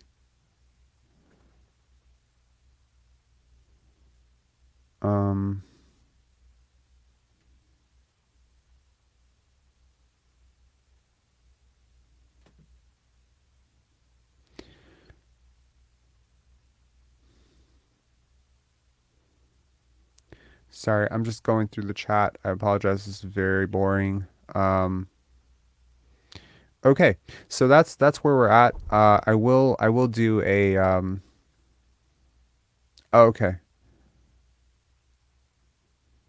Arima Babe says was never impressed with Juancho. Yeah, man, I agree. I feel like this team has consistently failed at building up those spots from 17 to 10. I disagree that spots 10, 9 through 5 are bad. Like I think they're good. If Otto was healthy, I think he's definitely.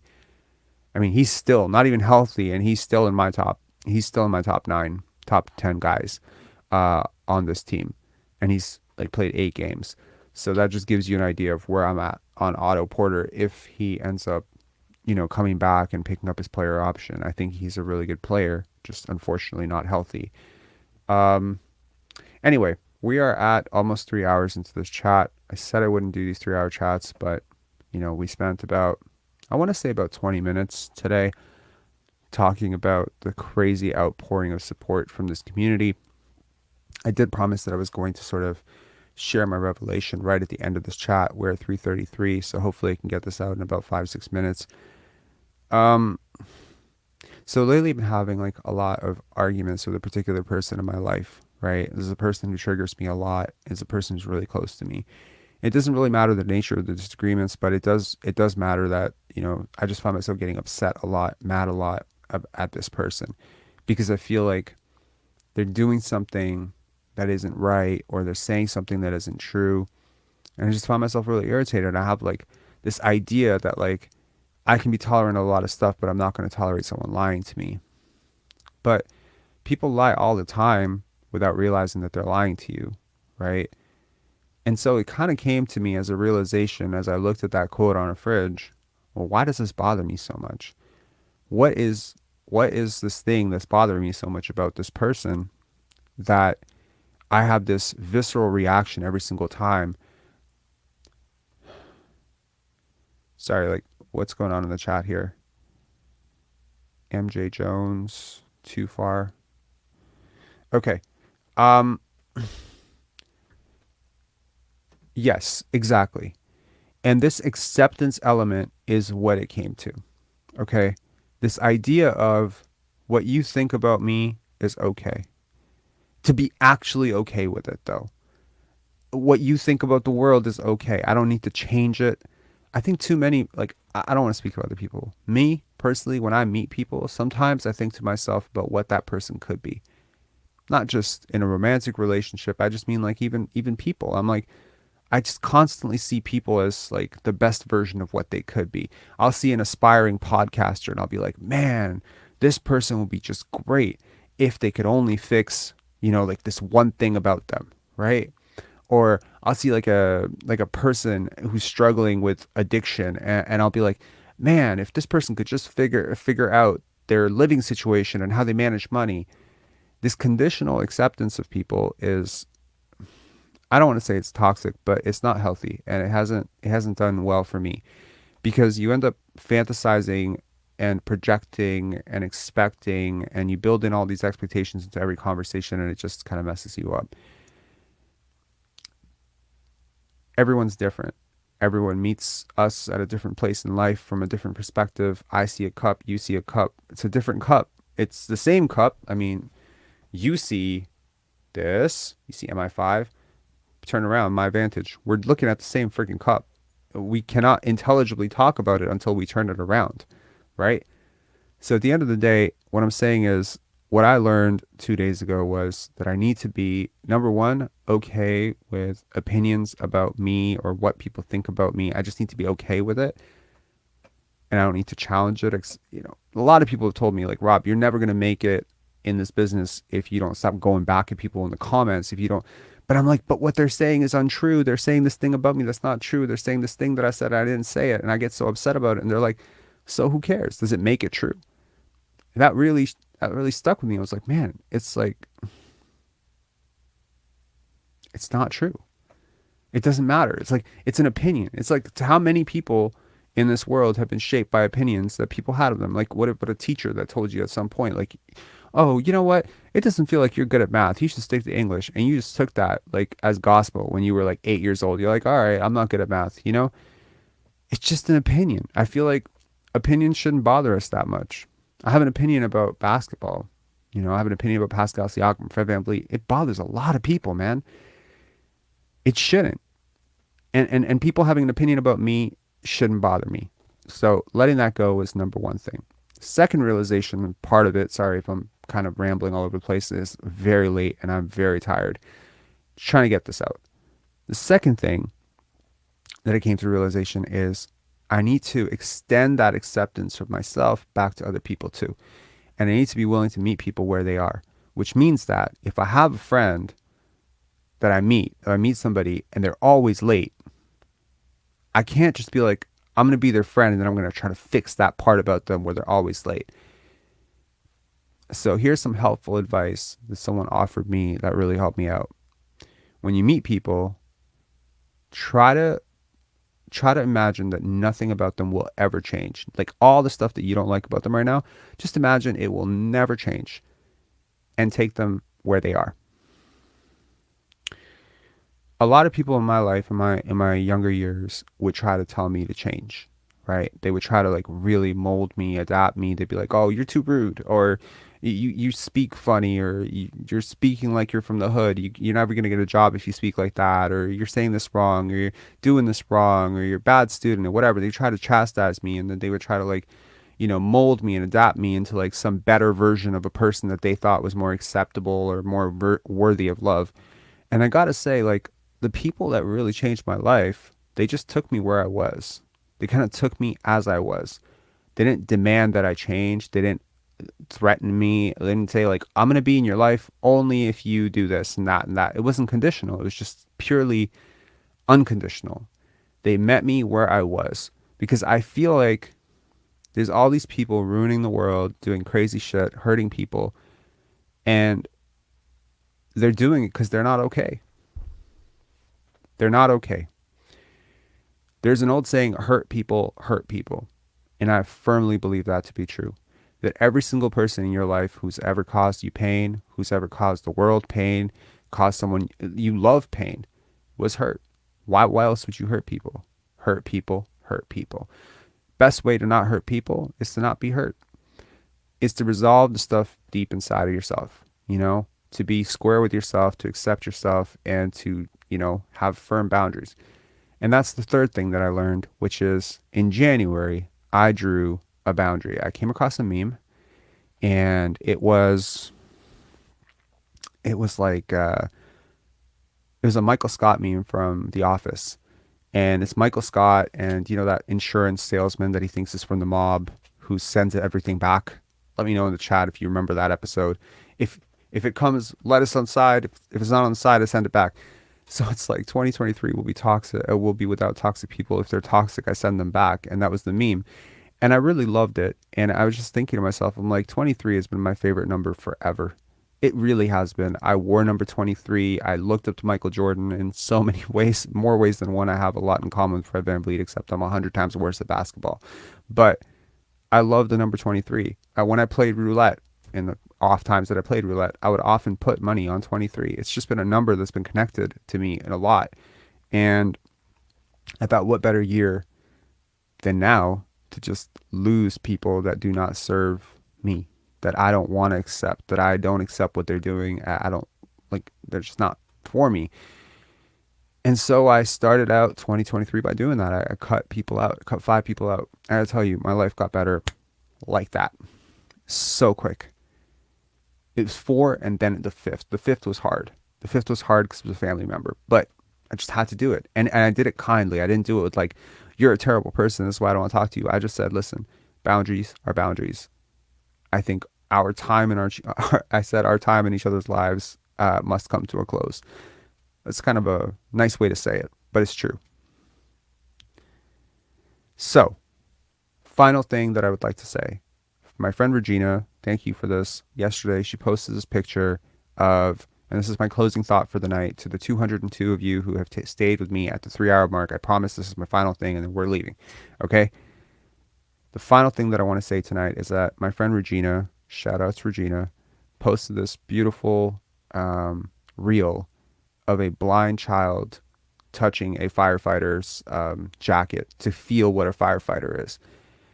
And at 2 a.m. or 3 a.m. last night, whenever we wrapped the chat, I saw this thing, and my brain is just washed over with like, do I ever like wake up and just say, "Thank God I can see," or like, "Thank God I have fingers and hands and I'm alive"? Like, do we, like, gratitude change your life so fast? But there's so many things that we're grateful for that we're not grateful for that we should be grateful for. I feel like, I think 82,000 people died today. That's a shocking number, but I assure you it is pretty much accurate almost every day, that many people die every single day. And it could be any one of us. One of my best friends died at 32 of leukemia, Christina. Rest in peace, Christina. One of my other friends, Rob Cormier, if you'll recall, if you've been following this channel, he died at the age of 31. These people who die so young, it's not like forever. And pondering on mortality isn't for everybody. I understand it's a very uncomfortable thing, You don't have to ponder your mortality. You don't have to think every single day you're going to die, but there's nothing lost by just waking up every single day and saying thank whoever, thank God, thank my parents, thank you, thank the world that I woke up today and I'm alive and that I have food. I think we take food for granted. We should not. A lot of people in this world don't have clean water. And that's not me saying it for you to feel guilty about it and be like, oh, you have guilt. That part is toxic, right? Because you say like, someone complains about their job and it's like, well, there's some person in some country that doesn't have clean water. No, fuck that. Don't ever buy into that bullshit. What I'm trying to say is just be thankful about the things that you have that maybe you didn't think to be thankful for, because warmth during winter is not guaranteed to everybody. Some people are really cold right now. It's 3:44 a.m. We're in Toronto right now. I guarantee you there's over 2,000 people that are really cold right now in the city. Well over 2,000. There are probably well over that in the world. There's probably 1 million people right now that, well, I'm saying 1 million. I am sleepy. I mean, well over 1 million people right now who don't have access to clean water. And that's not to say, oh, you do, and so you don't have a right to complain about your life. Everyone stares out their own window, and to someone, their boss breathing down their neck is going to be as big an issue as someone's parent dying. I get that. I'm not trying to make anyone feel guilty or saying first world problems or anything. I'm just saying, let's just try to be thankful for stuff that we might not think to be thankful for. Because I think, like what you focus on amplifies, and if you always focus on what you don't have, then that's all you're going to see. And if you always focus on the people that are hating on you, then that's all you're going to see. So I just thought that this chat showed so much love and so much appreciation to this channel tonight. I'm very honored, very grateful, and very thankful to everyone who participated in that. And, if you couldn't participate and you didn't want to participate, I feel that too. Trust me. It's not like, I know that there are probably people out there who would want to give like $10, but they're literally facing like, how am I going to pay for food? How am I going to pay for rent? And I empathize with that. And if you start a YouTube channel, I hope that somebody gives you money, or gives you $10 that helps you or something, yeah. So thank you to everyone for sticking this out. J Strip saying stoicism. Yeah, man, control what you can control. Absolutely. It's a success formula in life. Gregory saying I'm agnostic. Yeah, I mean, this is not about God or anything like that. It's like, you believe in what you got to believe in. But yeah. All right, guys. Make sure to leave a like on the way out. It really does help the chat out a lot. It helps get the stream out to other people tomorrow morning. With a day off tomorrow, and with you guys filling our quota for the month for the super chats. Thank you so much, man. Like I'm telling you, like we're trying to grow the revenue stream on this channel every single month, and unless I drop like the bomb of video tomorrow, and I'm very sleepy, so I don't think I'll be able to do that, I was definitely going to fall short this month. I mean, we're at the 29th right now. At 2 days left in the month. It's not going to happen. I really did expect that Scottie Trainer video to be like a 20,000 view video. It just didn't get there. So algorithm be damned. This hour of rambling about personal stuff wasn't boring, but thank you to the 192 of you who stayed up till 4:16 in the morning. Have a great Sunday, guys. Stay, let's go Raptors. I mean, we're firmly playing for what? Playing for everything. All right. Have a good night, guys. Peace. Have a good morning. Thank you, chat. All right. And what was I gonna say? Yeah. When I end this stream, 189 of you, please just hit the like. It takes 2 seconds. Literally go to Pensari Basketball, YouTube, take 1 second, find the live stream, click like. That's it. I don't ask you to comment, nothing. Don't subscribe, whatever. Just hit like. All right. Peace. Take care, guys.